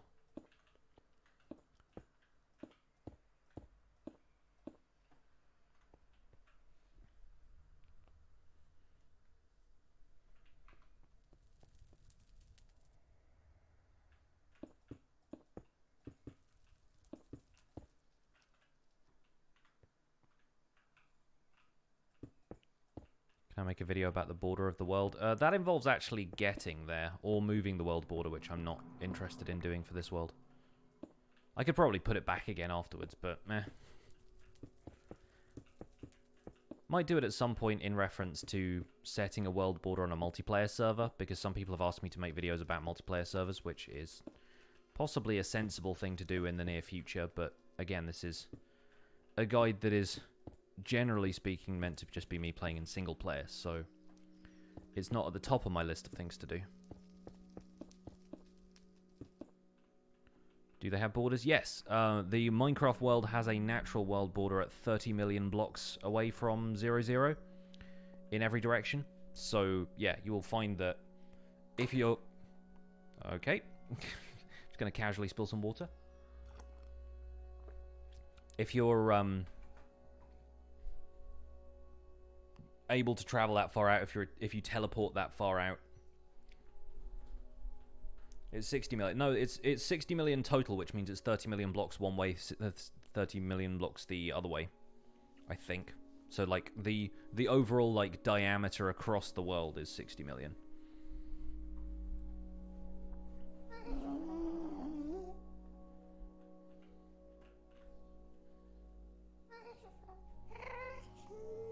And the Farlands don't exist in versions after beta 1.7.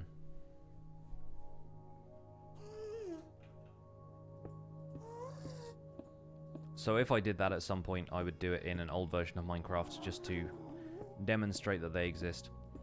I'm pretty sure if you get past the world border, then yeah, stuff starts to like break down eventually, but that's... Yeah, that's, as people in the chat have pointed out, that's for folks like Ant Venom to just be obsessed by.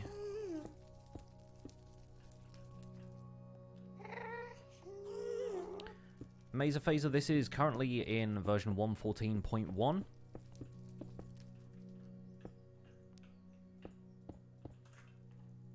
I was trying to think of something that could demonstrate that, but I don't really have anything on me right now that's specifically 1.14y, except I guess the armor, which has all of the enchants on it.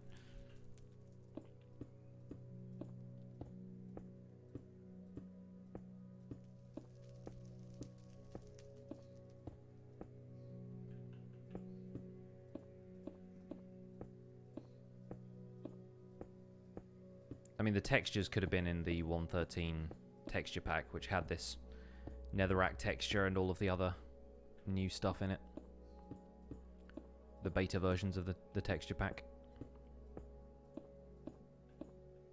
Do I ever get bored of placing blocks for hours on end? Yes, but when I have a Twitch chat next to me, it's actually more entertaining because I can talk to you guys and we can have fun conversations. That's part of why I do a lot of the boring work on streams, is because it becomes less boring for me. And hopefully it's not too boring for you guys as well.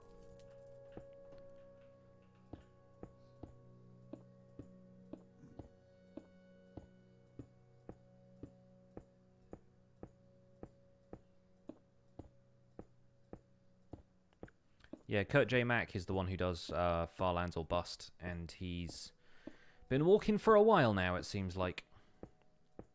What's the best way to get all good enchantments on gear without it becoming too expensive? Start off by trying to get as many enchantments as possible in the enchantment table, and then add them together with the armor on consecutive book enchants. Some folks posted it in the video I had where I said, like, it's not possible to get Thorns 3 as well as all of the other stuff. Apparently it is. It's just you have to manage the way you use the books better, but I don't really care because I don't want Thorns anyway.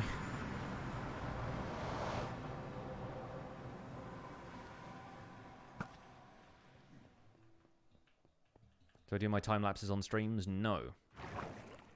More often than not, when I'm doing a time lapse, I'll put a podcast on in the background or something. I'll listen to, like, my brother and me, or some of the other stuff that I listen to occasionally. Reasonably Sound, or Lore, or Night Vale, or something. Haven't listened to Night Vale in ages, though. It'd be nice to middle-click and get blocks from the shulker box into your inventory. That would be kind of cool. That would be an interesting extension of the pick block thing. I'd be into that. I might start putting some netherrack in one of these, you know. In one of these, you know.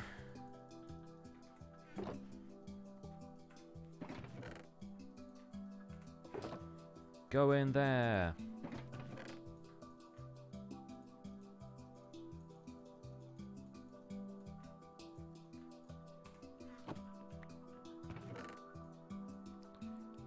Right.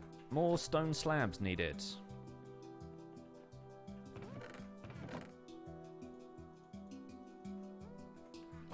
Probably means we're going to have to make a lot more smooth stone.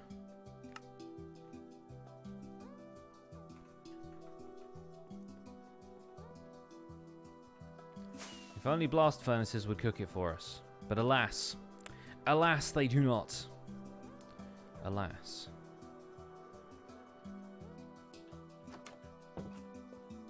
Let's get more blaze rods.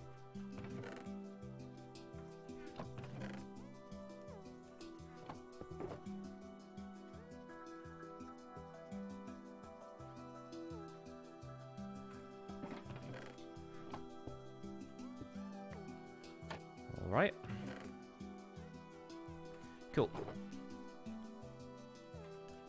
Slowly fill this up with stone.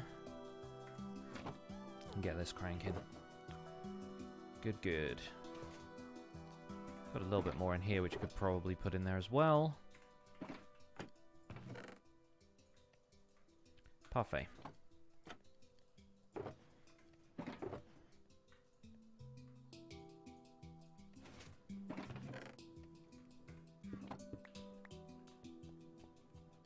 How many hours did it take to build the castle? Good question. I mean, it's still in progress, so don't count it finished yet, but probably... Let's think. We calculated before that I've maybe done, like, an average of 4 hours per video, based on the amount of playtime I have and the amount of episodes I've done. And the castle took sort of 7 episodes to make fully, 7 or 8. So what's that, like 20, 32? I'd say probably around 30. Why don't I put some music in my stream? You not hear this? It's there.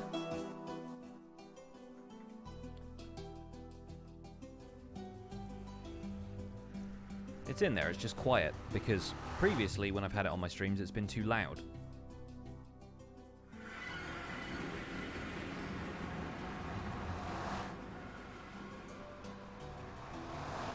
Thought it was from the game. No, I play with the Minecraft soundtrack on in the background because I don't want to pay for any of those like services like Monster Cat that play EDM, and I understand that there are some neat services that you can have that will play music in for you that's royalty free, but I feel like I get just generally more relaxed by stuff in the Minecraft soundtrack. I like this music.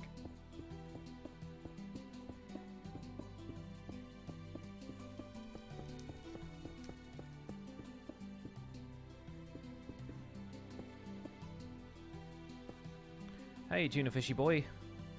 As you might have been able to tell from the title, the surroundings, or the fact that I'm placing blocks over and over again, we're working on the Nether Hub.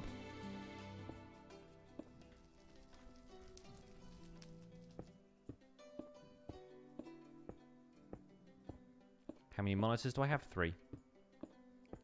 2 1080p's and 1 sort of 4x3 one.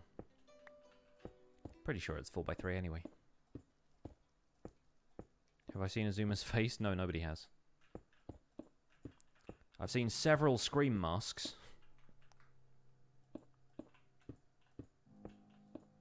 The YouTuber is coming from inside the house.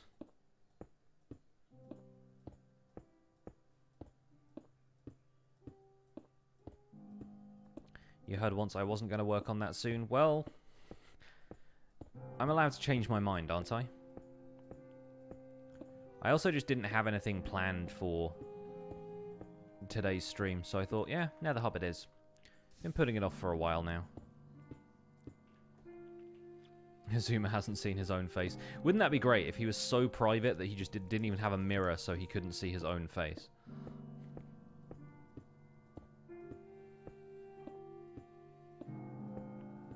Would also explain why he hasn't shaved for a while, because in some of the videos where his face has been at least partially there, you can see that his beard is there.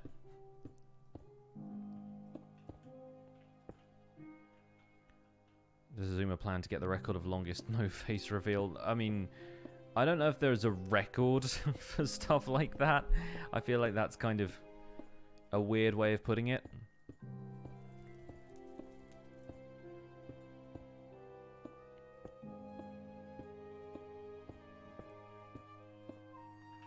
Did I already have all of the smooth stone slabs? Did I have to smelt them twice? I have used up a couple of stacks of them that I made before the update, but since then, yes, I have been crafting them. Which is fine by me. When was my face reveal? Gosh, I don't know. Probably whenever I started streaming.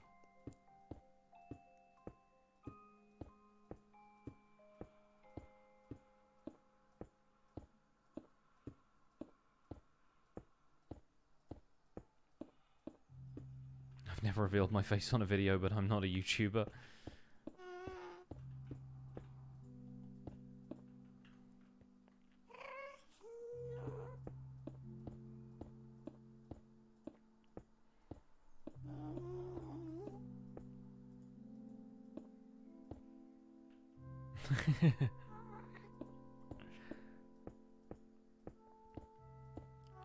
Little High Five apparently has a chant going on. If anybody else wants to do that in the chat as well, feel free.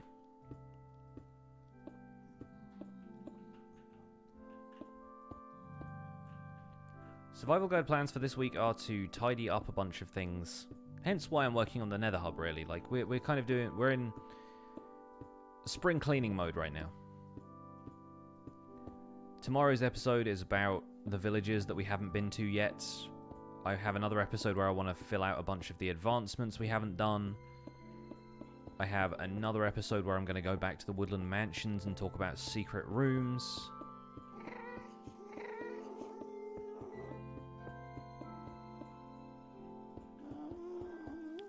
If I can think of a couple of other things to just take care of like that.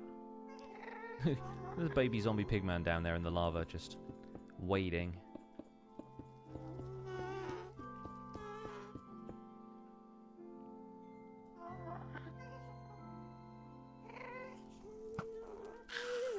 Nailed it.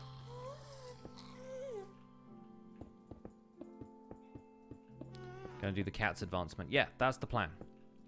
The plan is to get the crossbow advancement, the cat advancement, and balanced diet. I think that's it.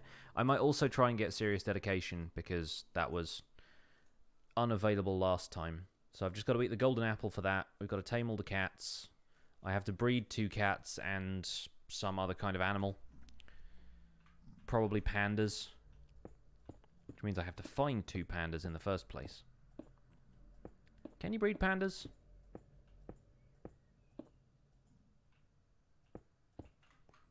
If we do an episode on cats, you could cover cat gifts. Yeah, I think the cats might be their own thing, just because the process of finding and taming all the cat variants is probably going to be quite a long one.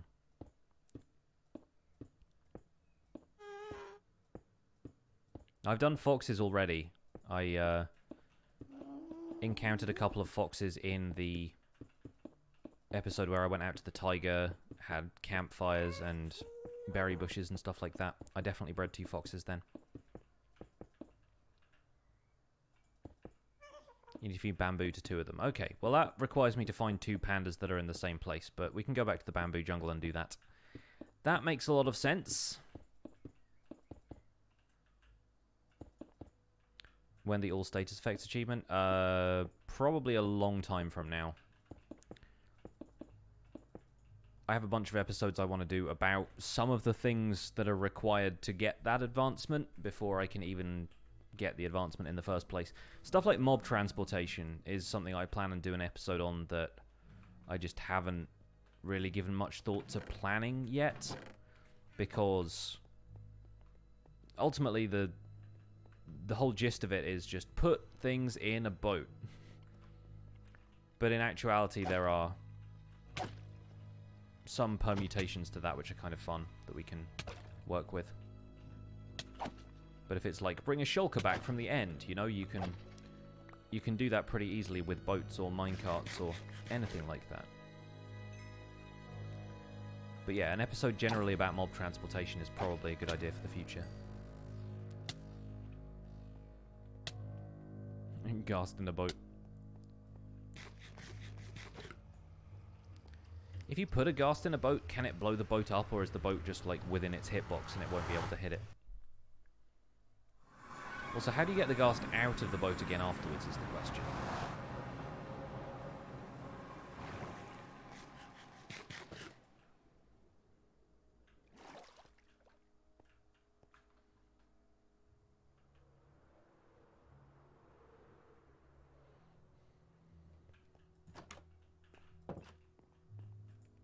You hit the boat. Yeah, but you have to hit the boat through the ghast hitbox, so...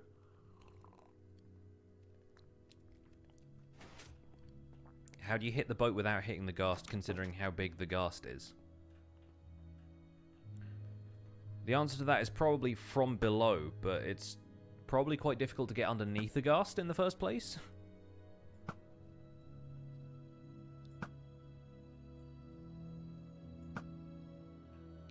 Which 114 block do I find most useful so far? I don't know about useful, but I love barrels. In theory, they're useful. In practice, they're just like chests. But I've used them a lot for decoration. And we have some over at the sheep farm over here.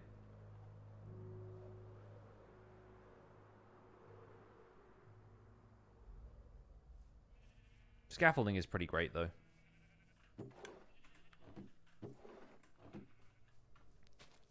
If anyone's wondering why I don't have as much red wool as the other wools, I have the red wool stored somewhere else.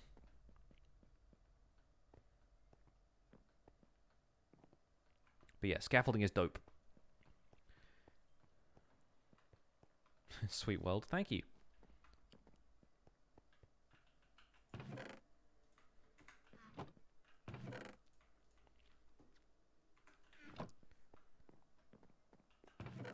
Yep, gonna have to wait for more of these.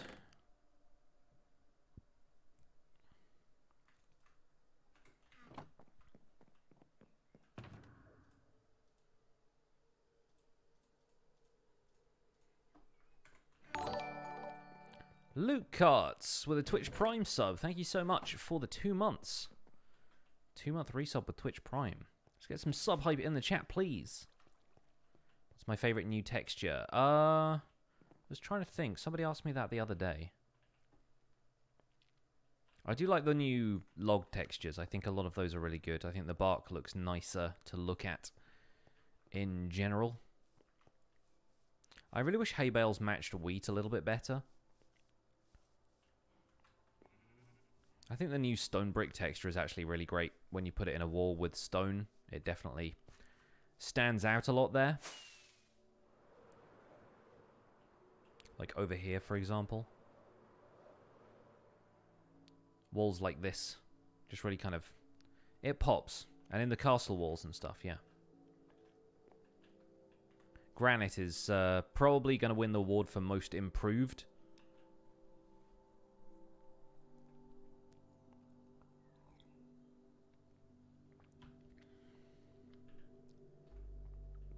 Harry Potter plays Minecraft. Does he? That's cool. You feel like it'd be, like a bit of a weird thing for a wizard to play video games when basically their life is a video game.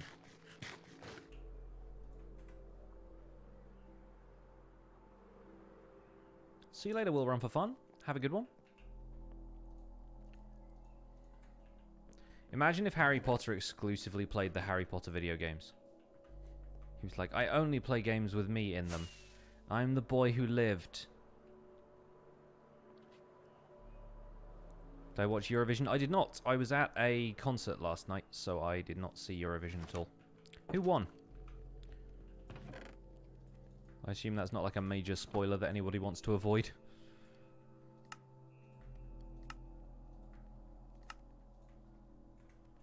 Oh, the Netherlands. Well done them. That's cool.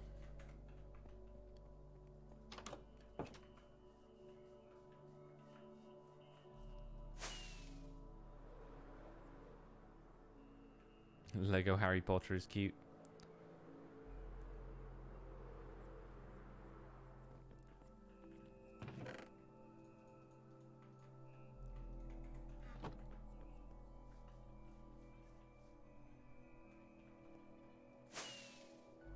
£500 in dollars is about $630-ish. It fluctuates, obviously. Opinions on Minecraft Earth. I'll play it when it's actually playable, but yeah, I don't know yet. I prefer to reserve my opinions until I actually have something in front of me that I can say, like, yes, this is going to be good.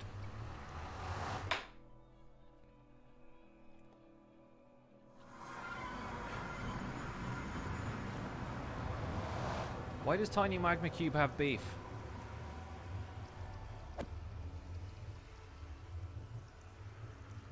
Tiny Magma Cube became Tiny Green XP Orb.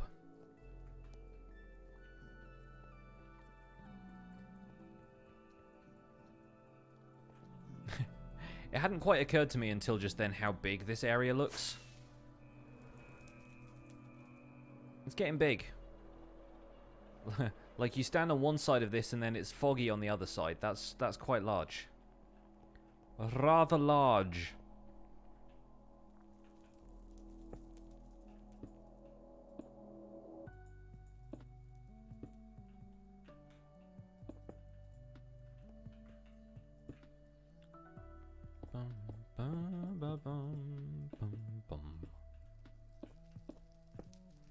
Do do do.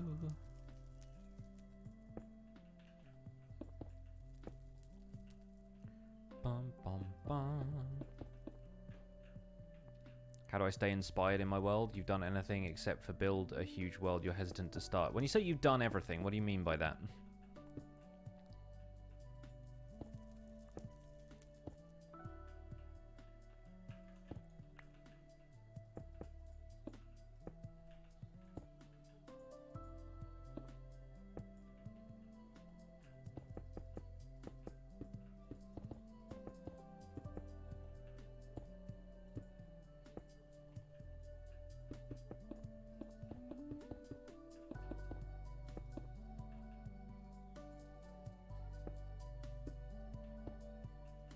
It's not possible to do everything in Minecraft. Well, it probably is. It'll just take you a while.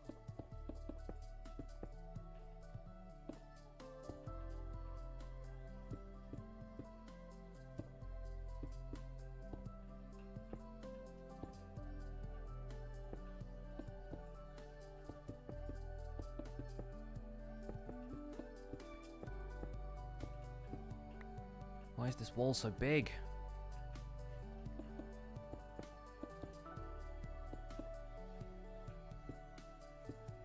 Why are you so small?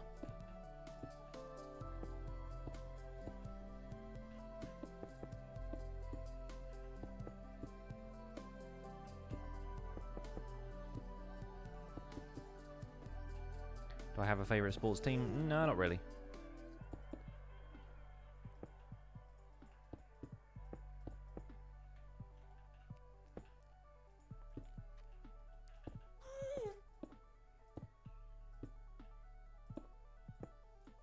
Not really into team sports. What's the ultimate goal or purpose for the Nether Hub? To be a Nether Hub? To have a spawn-proof area I can go to in the Nether, not be harassed by ghasts, and travel to other places in my world? That's generally how one Nether Hubs, isn't it?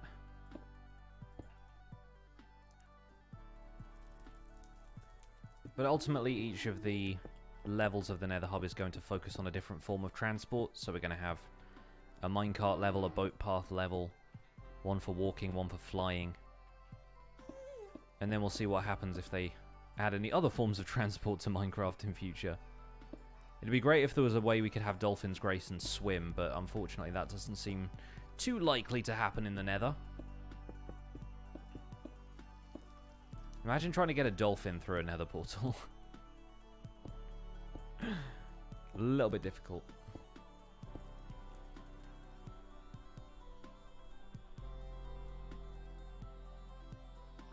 Tiddlywinks is a sport, isn't it? Is it recognised by the Olympic Committee? I'm pretty sure that something doesn't have to be recognised by the Olympic Committee to have a sport, but it's a good start.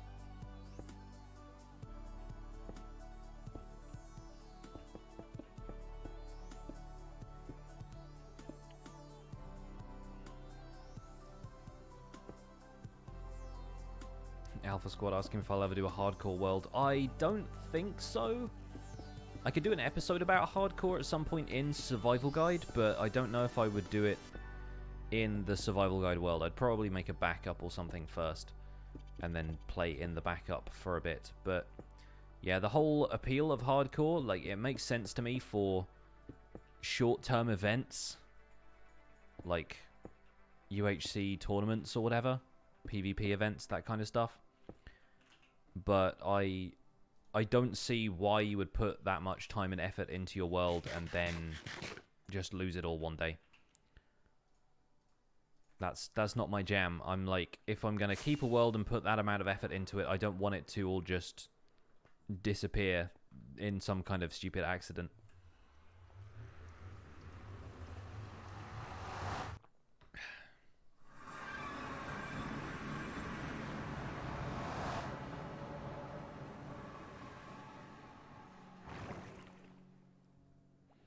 Like, I've done a couple of hardcore streams before where I've tried to get How Did You Get Here, and I've tried to complete the dragon fight in hardcore and stuff like that, and we've done stuff like that in the past, but those were always temporary worlds. I feel like doing something like this in hardcore would just mean that it took a much longer amount of time because I was being way more careful or something. Not always my idea of fun. Also, why do I have a bed with me? I'm going to the Nether. I took that so I could sleep while I was traveling around the villages, but...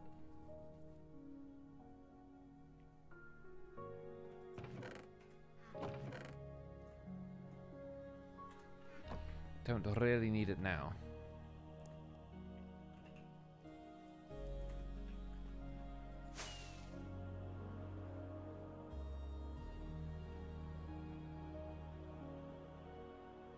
Do you continue watching the stream, watch the Hermitcraft recap, or have lunch? Well, the Hermitcraft recap is going to be there indefinitely, whereas the stream is happening live now. Eating is important, so I'd say the priority is probably watch stream / eat lunch. You could do both of those at the same time. And then watch Hermitcraft recap later. But it's up to you. You could watch this later as well, but sometimes I forget to upload things.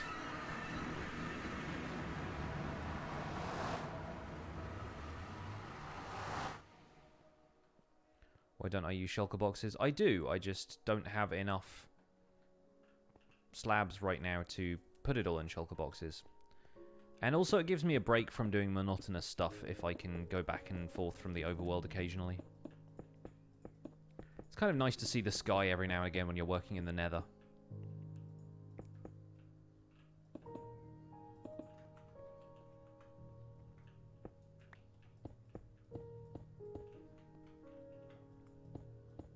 Doing stuff the most efficient way is also often the most boring way.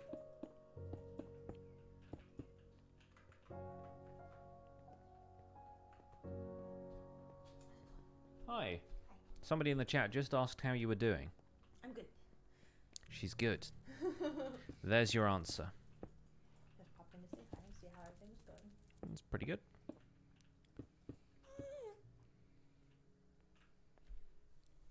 Steve Weasler's off for lunch. Bon appetit. Enjoy.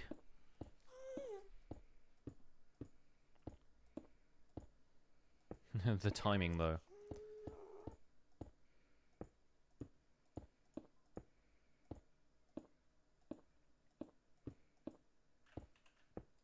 Oh, you know what I remembered I just got from the shop? Jaffa cakes. I know, I just had one. Oh, you did? I'm like, I might go get some Jaffa cakes in a minute. I just had one, but then I restrained myself from gobbling them all because I was like, he's probably going to want tea in a minute and will want to have them. Yeah, I don't know if I want an extra cup of tea yet, but I do want some Jaffa cakes. I feel like Jaffa cakes and Minecraft historically go together quite well.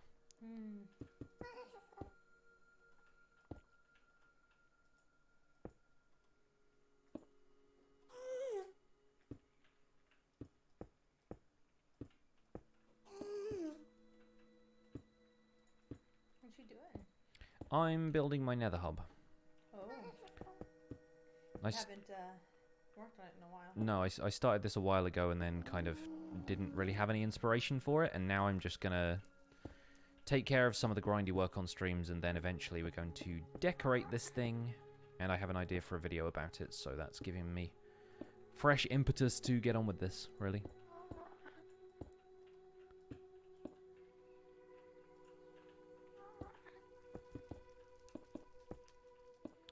The main thing is just to make sure it's all spawn-proof and that ghasts can't get in and shoot at me. It's the idea. Hey, Joel Tiger, welcome along. Good to see you.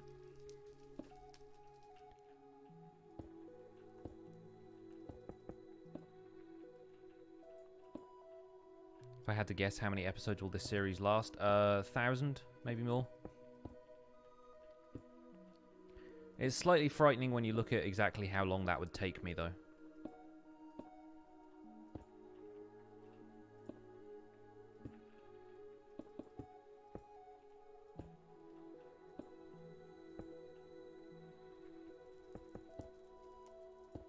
$100,000? Etho status long. I mean, yeah, sure. Why not? Except, unlike Etho, I make 5 episodes a week, so... probably pass Etho's numbers before he's upped his game. But then Etho doesn't need to up his game at this point.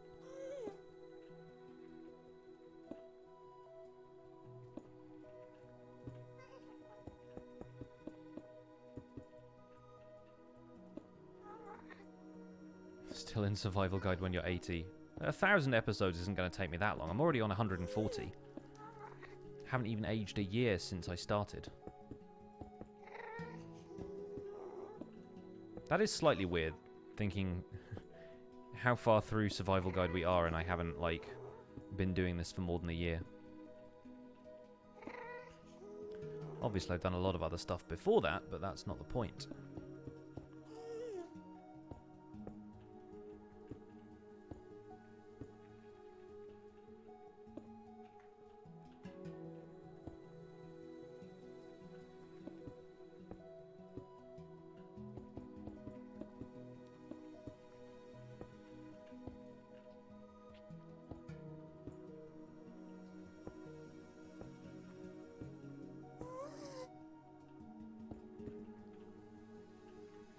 Every now and then I have to stop and give my little finger a break from holding down shift all this time.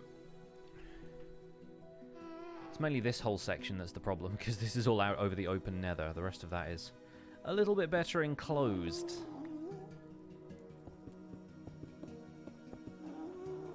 But then ultimately, bits of this means taking down the nether fortress, and then putting slabs in the way means nothing's going to spawn there, so...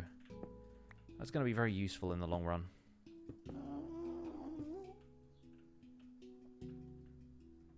Why is the hub around a nether fortress? Because there turned out to be a nether fortress quite close to the position I originally built my nether portal. There is no, like, benefit to doing things this way, it's just how the nether generated. It means my blaze farm is quite close by, but that doesn't really help me right now because it doesn't work very well. What was that? Just honking aggressively outside. Something was happening and someone was leaning on the horn.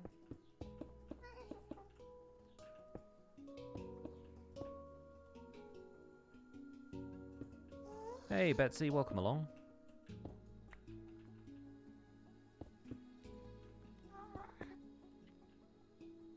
What do I think about the upcoming Cricket World Cup in my country? I have very little interest. To be honest. Like I said, I'm not really into team sports.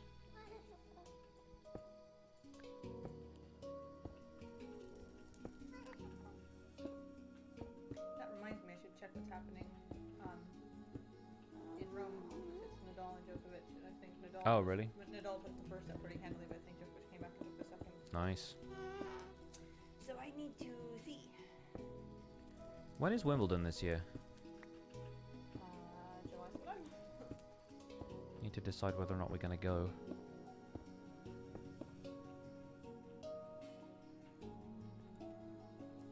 What's my favorite mob sound in the game? I don't know, actually. There's a few that are pretty cool. I like all of the more fantastical mobs, the ones like Enderman and stuff that just sound otherworldly and weird.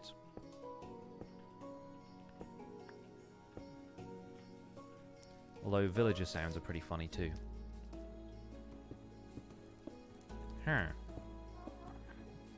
Wimbledon without Murray is going to be sad, yeah. But, you know. We'll find another champion to rally behind.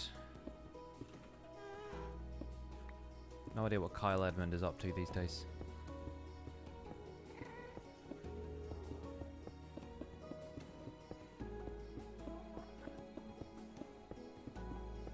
And let's face it, like, even if Britain doesn't have a top-tier player, we're still going to get to see some very good tennis. Having a hard time with villagers and trading on Bedrock. Any tips? Unfortunately, I don't know that much about how Bedrock works compared to Java. Like, that's why I'm making a Java survival guide. So, any tips I can provide will only really be for Java Edition and probably wouldn't help you. Best of luck, though. Are you going to fill that whole gap? Yeah. Oh my gosh. Yeah, this whole thing. I've got lots of material for it. Obviously, this is not going to be anywhere near enough, but I've already done, like, this side over here. Oh my gosh. And this guy's just going to blow himself up there. Good work. What mob do I find most annoying? Well, to be honest, most annoying probably just silverfish, because they don't really serve much of a purpose, and they destroy perfectly good stone blocks.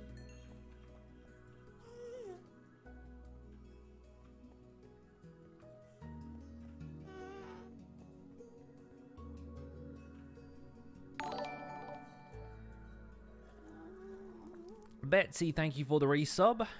2 months of support. Thank you very much. Can you see some sub hype in the chat, please? I should have left the gas to destroy all the netherrack. Yeah, I'll remember that for next time. Just use him as a mortar.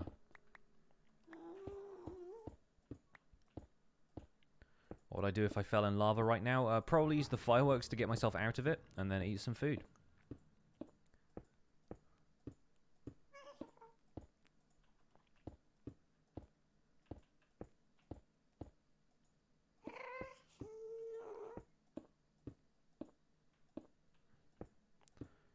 Any tips on enchanting? Have an XP farm before you start enchanting anything, like in large quantities, because being able to refresh levels and get yourself back up to 30 levels easily and that kind of thing is very, very helpful.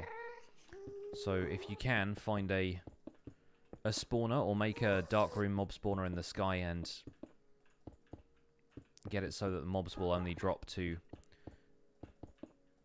a single point of health left, so drop them 22 blocks instead of 24 or whatever. I recommend doing that because that way you can get a ton of XP and you'll end up being able to enchant stuff over and over again if you can't get the stuff that you want. Also, if you only have one sword or item that you want to enchant and it's not giving you the enchants you want, and like you can't make a ton of swords to get different sword enchants, you can always disenchant stuff now using a grindstone, which is very helpful. Sliced Lime is here. Hello, mates. Welcome along. Yes, this is going to be some form of Nether Hub. The plan, it's a big circle. It's about 175 blocks in diameter. So from all the way over there to all the way over here.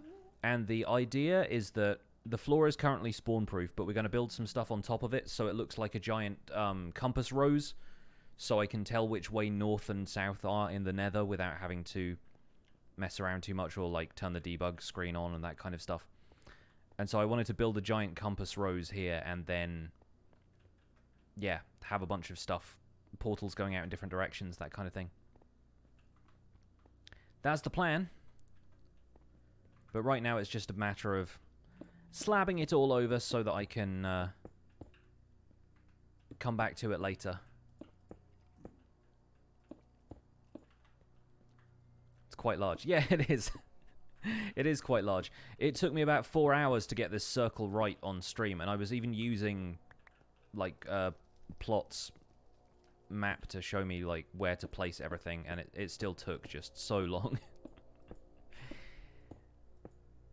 I'd build it wrong on one side and then the final 2 sections wouldn't line up right and everything.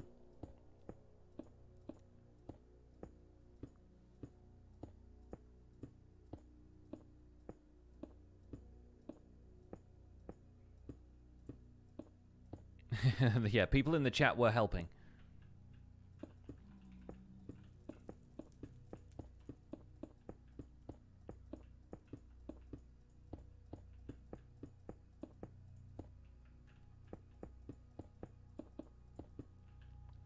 What XP farm would I recommend that's not a Guardian one? Endermen are pretty good, and I would recommend Blazes, but Blazes are still acting kind of weird. They'll all aggro in the spawner.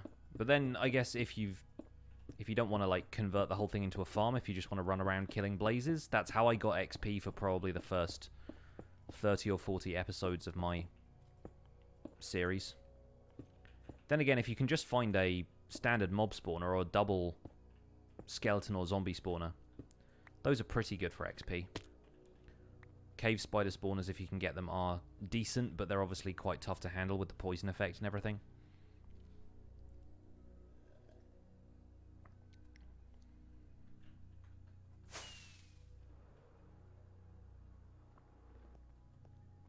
Just came here from the recap vid. Love it as always. Hey, thank you. Thanks for stopping by the stream. I'm glad you enjoyed the recap. It's a fun script this week, and it was really great to see the Hermits move on to 1.14 finally, because we all know they're going to do some great stuff in that update. But yeah, we'll see how it all goes for them. There should be a splash bottle of milk. That would be quite good, actually, just being able to instantly cure status ailments that way.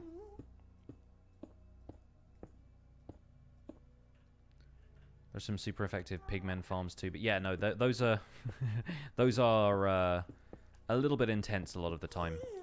But yeah, pigmen are a good source of XP if they all aggro on you and you can just stand there AFK gaining levels. But like the Guardian farms, they tend to be pretty large builds. Curious Cat with a host. Thank you so much for the host. There are no Enderman spawners. Yeah, no, there's the end basically only spawns Endermen, so it's nice and easy to build a single mob farm out there if the mob you're looking for is an Enderman. I've always found it very funny that you have to hunt so hard in the overworld for the Ender Pearls to light your first stronghold portal, and then once you get to the end, they're just everywhere, and those things immediately become so abundant.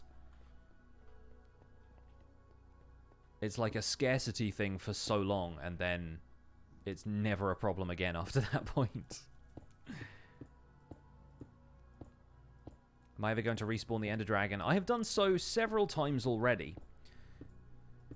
Part of what I'm waiting for is to see if, in future, I can manipulate the way the End Gateway spawns, in the same way that Doc M has on the Hermitcraft server, where you try and eliminate as much land as possible in the direction that an End Gateway has yet to spawn, and then you create like an area that's like an artificial island out in the void, basically, and it's like the minimum distance at which an End Gateway can generate. And I would love to demonstrate that as part of the Minecraft Survival Guide, just as a really neat way of manipulating where the game spawns the portal. And then you can turn that into a platform to build your super efficient Enderman farm or something like that.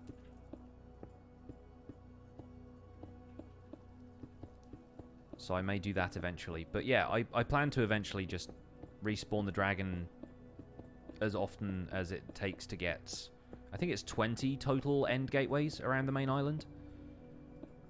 And eventually just make an end hub there. That would be fun. I'd like to do that. Does anyone know if you can make a nether portal in the end? You cannot. Or at least you can make the portal frame and light it, but all you get is a piece of obsidian on fire. Like, it doesn't light up like this does and give you access to the nether or anything. Because then where would it put you out? Would it emerge in the nether? Would it emerge in the overworld? Like, there's no way of linking them that way. There is no relative dimensional coordinates.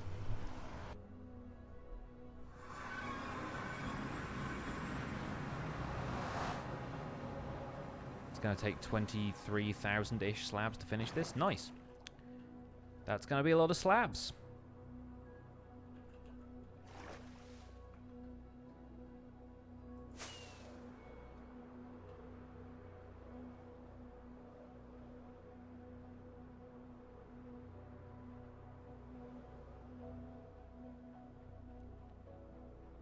Which bed will we sleep in now?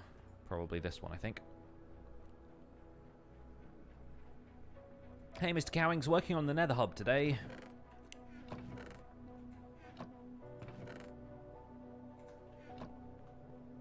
You just...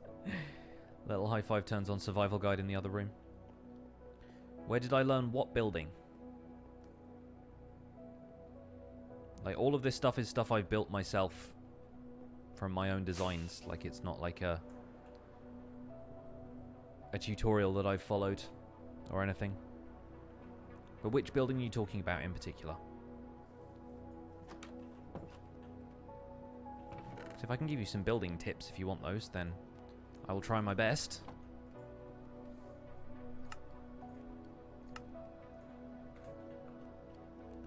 When is the next survival guide? Tomorrow. Survival guide gets uploaded Monday to Friday on my channel for future reference.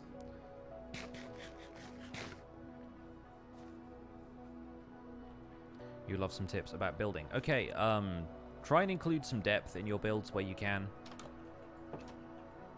So instead of building a flat wall, build something that's got like a recess like this, little alcoves and stuff like that. That's usually a good place to start. Also, instead of just making it all out of one material, try and find materials that complement each other. Things like not building an entire wall out of stone bricks, instead you work in some stone. And especially, like, the way I like to do things is make the wall mostly out of stone and then add like a decent little peppering of stone bricks, and a lot of the time that will give the illusion that the wall is entirely made out of stone bricks because that's the detailed part of the wall, but then the rest of the wall doesn't look quite as chaotic, which is part of the 70-30 rule that I've explained on stream a couple of times. My friend Joel mentioned it to me a while back. It's quite a common rule of design where you leave some of the detail out of most of the picture and just have 30% of the picture that is detailed, and that will generally look a little bit cleaner and feel a little bit more accessible. We had a 2-month resub from Ms. DirtyBird98 saying, "Hey Pixel, I hope you're having a good day. Thank you so much for the resub. Your resub has made my day better. Not that it was particularly bad to begin with, but no, thank you so much for the resub. Appreciate the support." After I finish the survival guide, why don't I make the creative guide? Well, I'm not really a creative builder. Like, I'm not very good at that side of things. Because, yeah, I like the restrictions the survival game imposes on you. It makes me more creative. So just having unlimited freedom to build stuff is a little bit more intimidating to me than building stuff in survival is. Because in creative, that's all you're doing, effectively, is building stuff. Whereas in survival, there are other things you can do when you're not inspired to build something. You can go and fight things. You know, you can spend hours placing slabs in the nether. You can take your time. And effective creative building so often requires heavier use of commands and plugins like World Painter and World Edit and so forth. And that's the kind of thing that I'm not very well versed in, and there are going to be tons of people who do that stuff much better than I do. What I like doing is playing the survival game and building creative stuff in it. So yeah, that's my jam. And then again, I'm probably never going to finish the survival guide because I don't have like an end in mind for it. I'm just going to keep making episodes about cool stuff, and if the game continues to be updated on a regular basis, new cool stuff is going to happen. So I'll always be able to make episodes about that. And eventually, yes, this world is going to get very big, and I don't know if I will ever reset the world. I haven't thought that far ahead. Doing a kind of Season 2 would be fun, I guess, and I imagine uploading like another Episode 1 would probably bring in a bunch more viewers who can feel like they can get in to the series at that point. But I don't know where I'm going with any of it, so I'm not that concerned about it right now.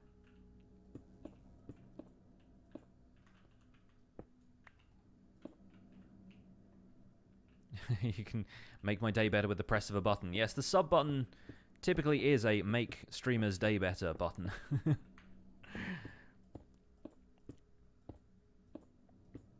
I do a hardcore playthrough / guide in future? Somebody asked that earlier. I find it a little bit weird building the kind of stuff that I do in current, like, survival Minecraft in hardcore, just because of the likelihood of you being able to die at any one time and then that's just it. I don't really like that way of playing. So I will probably try and explore hardcore just for a fun topic to cover in an episode of Survival Guide, but I don't expect it to be like a long-running series or anything. Unless Dinnerbone issues another challenge like everyone trying to get how did we get here in hardcore. Because that's fun.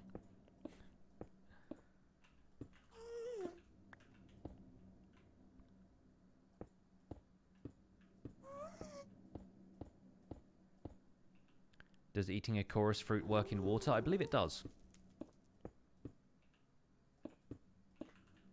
Because I'm pretty sure that's how False Symmetry got into Iskal's vault in that whole Grian headhunt event they had on Hermitcraft. By the way, we're over 300 viewers right now. 320 it looks like. Thank you guys so much for being here. So happy that you decided to spend your Sunday with me. I hope you all had a great weekend, and I hope you enjoyed the Minecraft 10th anniversary celebrations too, because it's super fun seeing everybody share their memories of Minecraft and look forward to the future of the game. It's always been so great being part of this community and knowing that it is still growing and thriving. And congrats to Minecraft for being the best-selling game of all time now, according to that Wikipedia article that tracks that stuff. Super neat. Like, we out here playing the most popular game ever, guys. If you take sales figures as a measure of popularity, anyway. Hey, Dr. 83 is in the house. Hello. The doctor is in.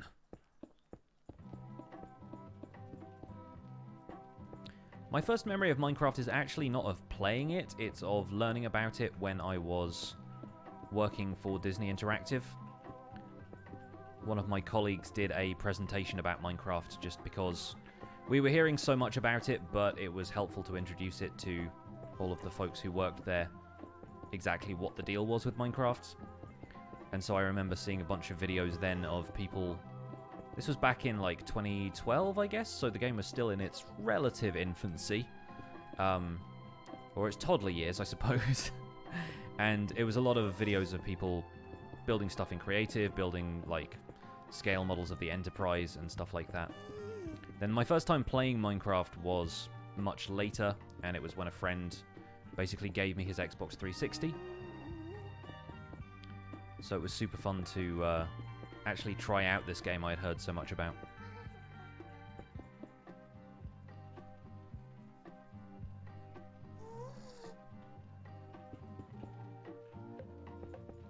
Block game beats other block game. It'd be fun to commemorate that in some way. I expect several people have already built Tetris in Minecraft. I think Seth Bring. Hey everyone, Seth Bring here. I feel like Seth Bling could probably do that in his sleep at this stage.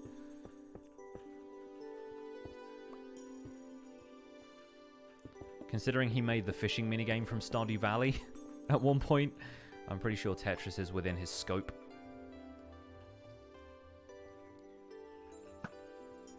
I didn't play Bedrock first, I played Console Edition first.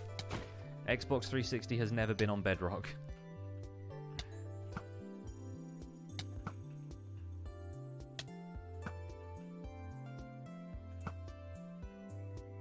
This is why I'm looking forward to this Nether Hub being built. It's not being fireballed by blazes constantly while I'm trying to work. How did I get such a soothing voice?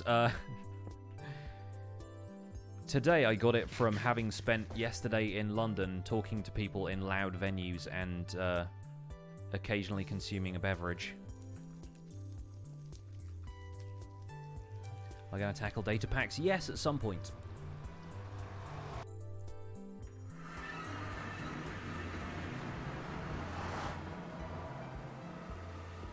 .360 is the perfect way to be introduced to Minecraft. It's funny because it kind of was. Especially when I got to the point where I decided I wanted more out of the game. Because as you probably know, Xbox 360 worlds were very small in size. They're only about 850 blocks square. Which is really not... This is not the entrance to my super smelter. But that's really not much. So when I saw people working with virtually infinite worlds in Java Edition, when I was watching various YouTube videos to learn more about the game, it became clear to me that that's the direction I wanted to go with for my own Minecraft stuff. So it was neat to have the console edition as that first dip into things. It wasn't too overwhelming.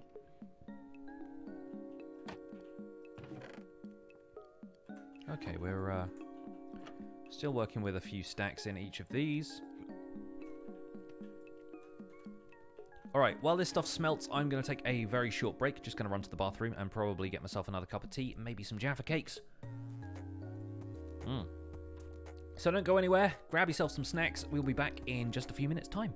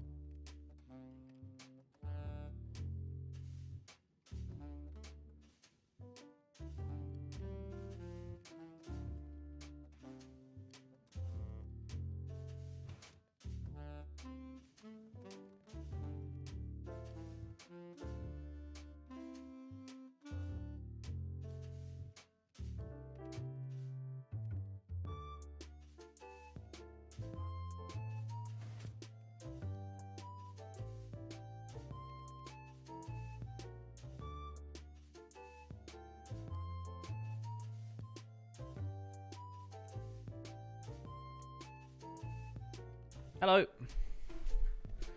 Don't mind me just bending my microphone in half. Expect me to come from behind the super smelter. I'm just like walking around the corner of that log in the background. Excuse me while I tighten this microphone stand.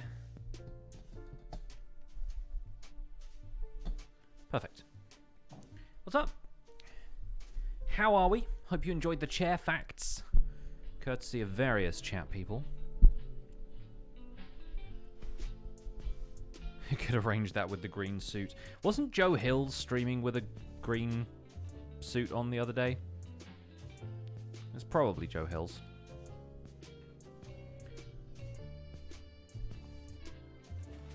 Did I know Minecraft worlds are the biggest worlds in the world? Fun time chair facts. Oh, yeah, that's a lot more smooth stone. Good. I'll take it all.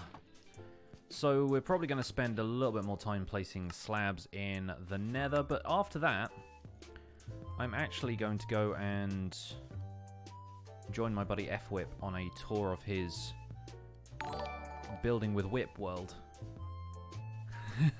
Brian GLHF has resubscribed for 2 months in a row. Can we get some sub hype in the chat, please?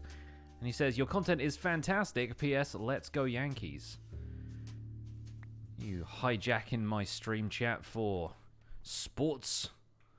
How dare you, sir? No, I have no affiliations, so help yourself. Go Yankees if the Yankees are the people you like.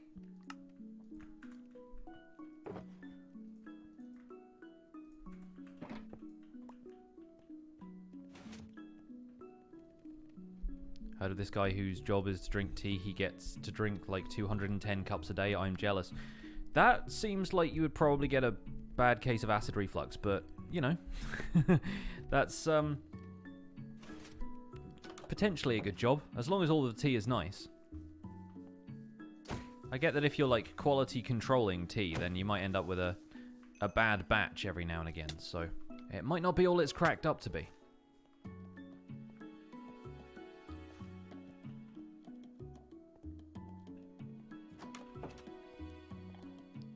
You found out that a Hode block is called a farmland block. It is. You can get them in the creative inventory now, actually, which is fun.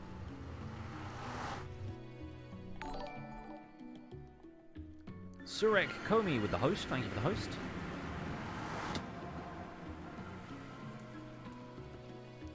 Alright, so I'm going to place probably this next shulker box of slabs, and then we're probably going to call it a day for the stream, because in case it wasn't clear, we're not going to do the tour with Whip on the stream. I am going to be recording that with him for his channel, as I think it's like a milestone episode of his Building with Whip series. He's been doing it for a year. It's like episode 100 or something. I forget. I should probably be better at remembering this stuff.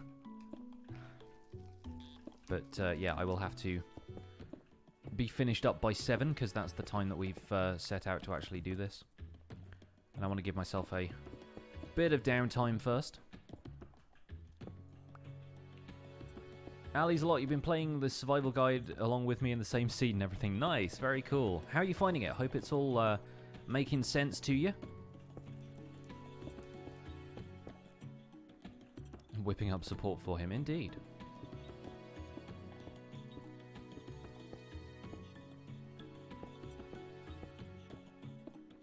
Have we already talked about the Minecraft Earth VR thingy? I mean, yes and no. I've talked about it to the extent where I'm like, I don't really want to give an opinion on it until I've seen it in action. Because advertising it and talking about it is one thing, but you're never really going to be able to formulate a proper opinion until you've seen it work. And like the dramatizations of these things on adverts are always aspirational, but they're never exactly what gameplay is. So we'll see how it looks. But I'm looking forward to seeing if it gets more people out of the house and into the streets. Run for your lives into the streets. But if it gets people out and about playing Minecraft, then that's a bit of fun.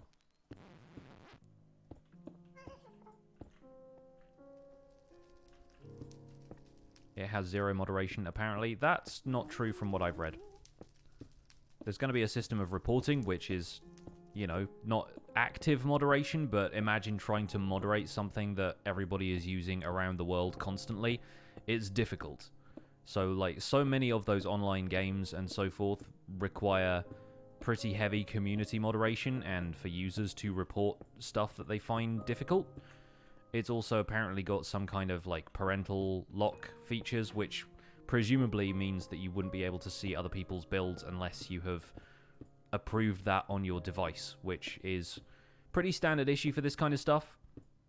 And, oh, by the way, we've touched on one of my core competencies, online security. Considering that I worked for a kid's virtual world for a while, I know quite a bit about this stuff. So basically, your kids aren't going to be able to see, like, you know, somebody's drawn something rude in Minecraft blocks. You're not going to be able to see that unless your parent has gone into your device and enabled that setting.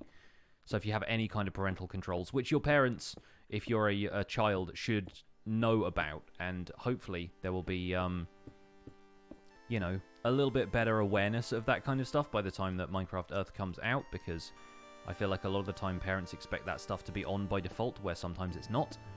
But yeah, there will be a setting whereby you cannot see anything anybody else has built.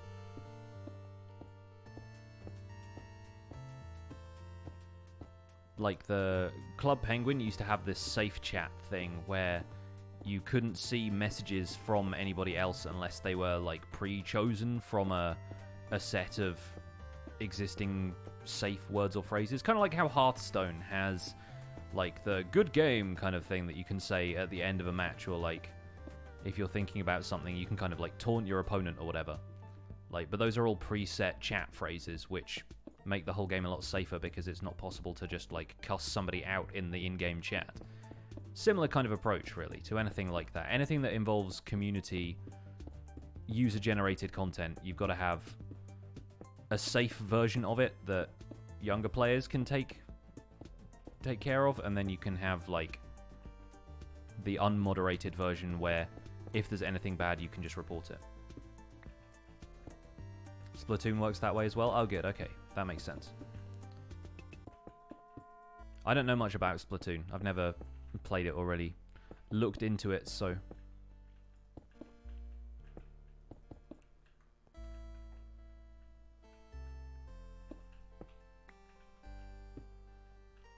What do you do in that Earth game? It's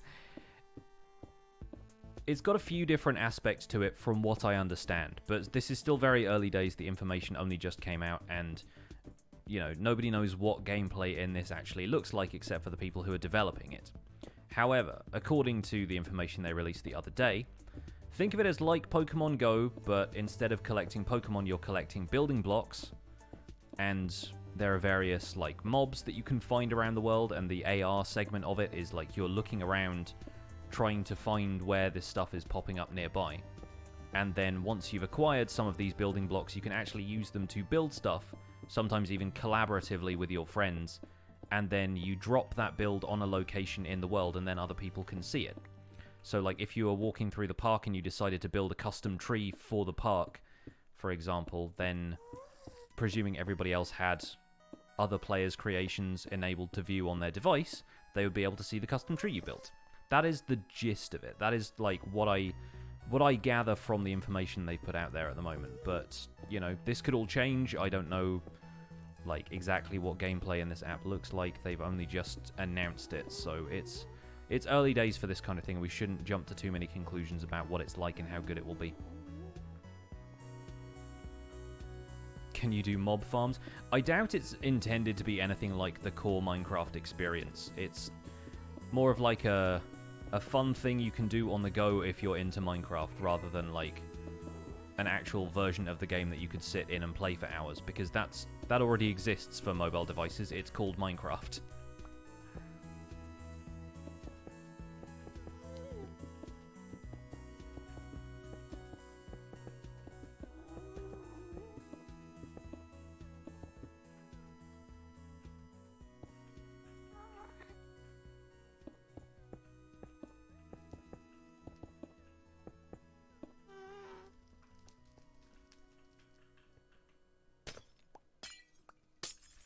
The other advantage of making a nether hub here and having a nice floor of slabs is that I can take all this glowstone for free.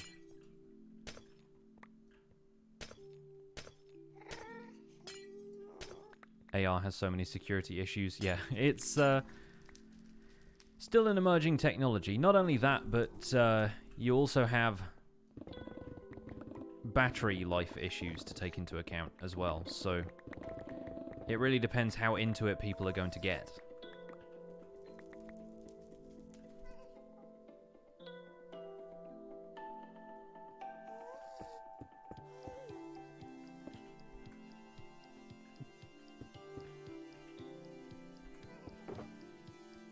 But yeah, I don't expect it to be everybody's bag. And Pokemon Go wasn't, you know? Like, it's naturally going to draw comparisons to Go because it's the only thing that you can compare it to. It's the only similar product out there. But I expect some people will get on board. I expect it'll be super fun. It's also something that encourages parents to get their kids out of the house, and like, you can still do Minecraft stuff, but it's out there in the real world, and we can go on a walk and you can find a creeper on Dartmoor or wherever, you know. Like, you can incorporate stuff like that. It's taking play out of living room spaces and into the real world and incorporating it with like healthy lifestyle choices and stuff, which, you know, on paper is a great idea.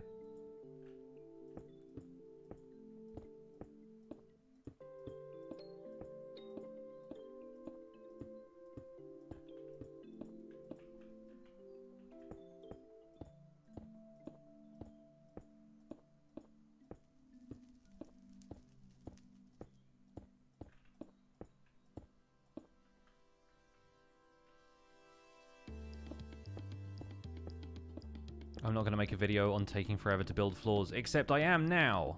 It's happening live in front of you. And the reason I'm doing it on a stream is so I don't have to make a video about it, but it's still a survival world. It's still like... Survival Minecraft kind of works on an honor system, really. It's like, you know, I'm doing this on a stream so I can prove to you that I have done this in survival and not creative, and people consider that to be an achievement. People are into the idea that you have worked to obtain something that looks amazing.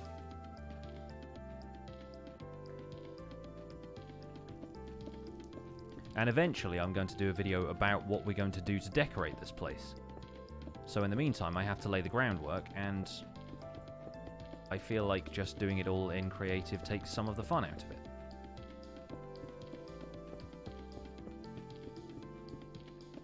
Not to mention that this video also goes up on YouTube for people to watch on my second channel where I upload my Twitch VODs, so technically speaking I am doing this for YouTube.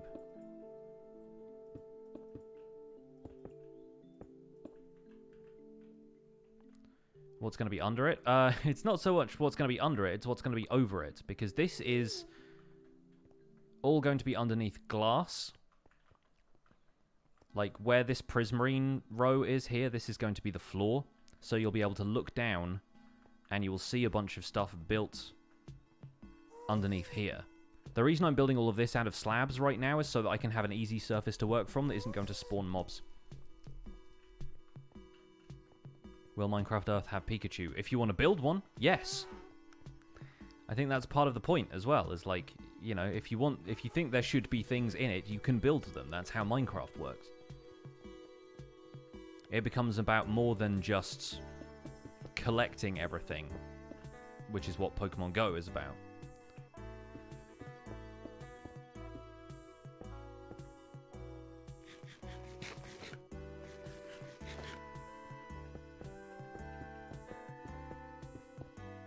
Feels like it's gonna rain right now. It's got that weird, like, humidity in the air where I'm like, rain or thunderstorms? Potentially. Just play Hermitron Go, yeah. Can you imagine? Can you imagine Hermitron Go actually being made into an app?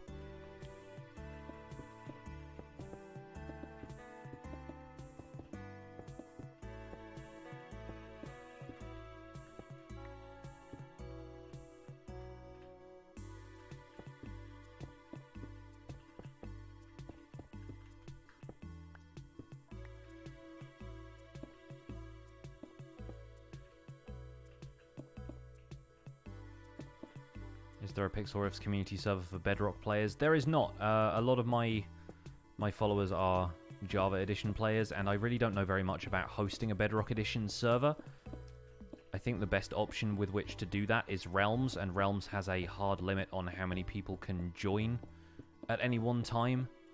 So player slots might be taken up quite quickly. So yeah, I tend to avoid using Realms in general. And it is possible to set up Bedrock Edition servers, like the server hosting capabilities are out there, but I don't really know that much about them. What am I making? This is a Nether Hub. This is the floor of a Nether Hub.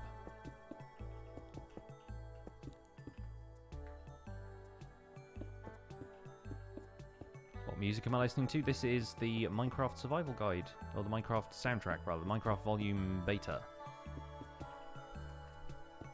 The Minecraft Survival soundtrack. And currently we're in the section of Minecraft Volume Beta that plays all of the music discs in order. Right now this is Blocks. Just one of the better ones, I think.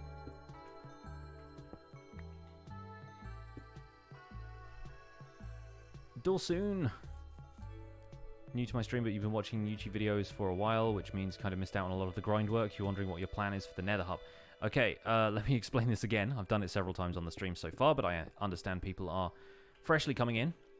The idea is to have a large circle, which we've already got built. It's 175 blocks wide-ish, and this whole area is going to be covered with a circular design for a compass rose, which are the ornaments that you see at the corners of maps, which basically tell you which way north, south, east, and west are on the map.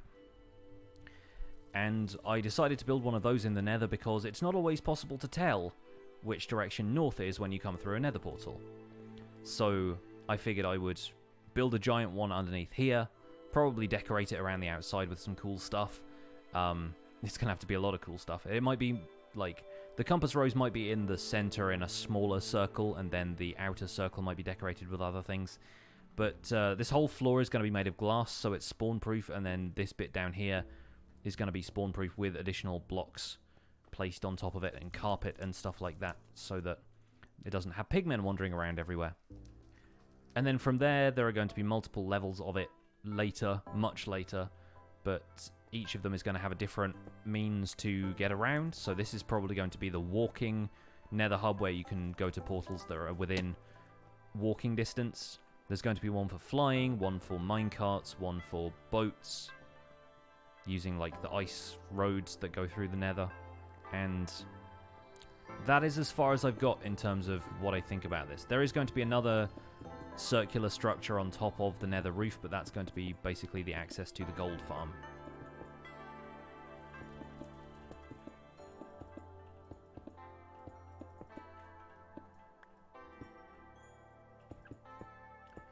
Alternatively, if we wanted to be real jammy about it, and we were able to make the rest of the Nether Hub completely spawn-proof from zombie pigmen,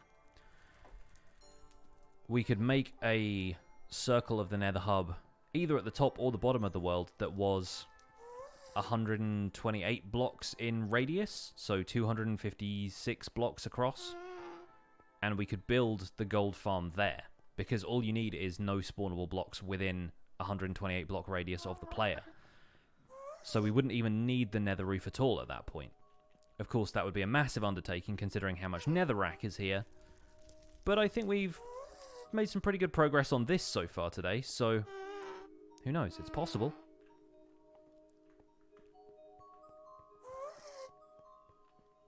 Alright folks, that is going to be it for today's stream. I know we're ending a little bit earlier than we usually do, but for a start, it's getting a little dull outside. But also, I have a date with Whip, I guess. So thank you guys so much for being here. Thank you for the 300 viewers. It's really awesome to be hitting these kind of viewer numbers on the weekends. I appreciate you guys so much. And we're going to find somebody to raid. So let's see who's out there streaming Minecraft on this fine Sunday. Do stick around for the raid. It's always great to show some love around the Twitch community. I will try and find you guys a nice family-friendly Minecraft channel that we can drop you guys off at.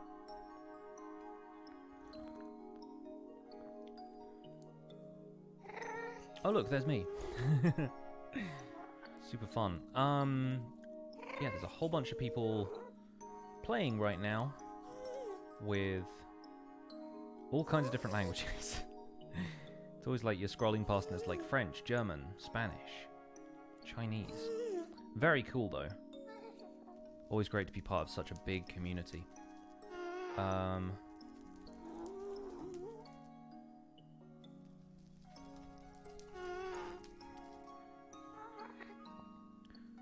Alright, here we go. We've got somebody who's playing a multiplayer server. 1.14. Seems like their stream is marked as family friendly. So, let's go and raid them. This guy's name is Boz99. Oh, we have a last minute sub from Alineo. Thank you so much for the 2 months of support. Oh gosh, I'm being fireballed by a ghast. Let me duck for a second. Thank you so much. I'm sorry to cut you off right as you join the stream, but yeah, I apparently really have to go. No, we're gonna raid Boz99. Make sure to use your pixel hype emotes and the hashtag pixel raid. Show some love over on their stream. Hope you guys will enjoy yourselves over there. In the meantime, thank you so much for watching. We'll be back on Tuesday for another Choppin' Tuesday. We're going to be gathering a lot more stone, of course, so prepare yourselves for that. In the meantime, thanks for watching. My name's been Pixel Riffs. I'll see you guys soon. Bye for now.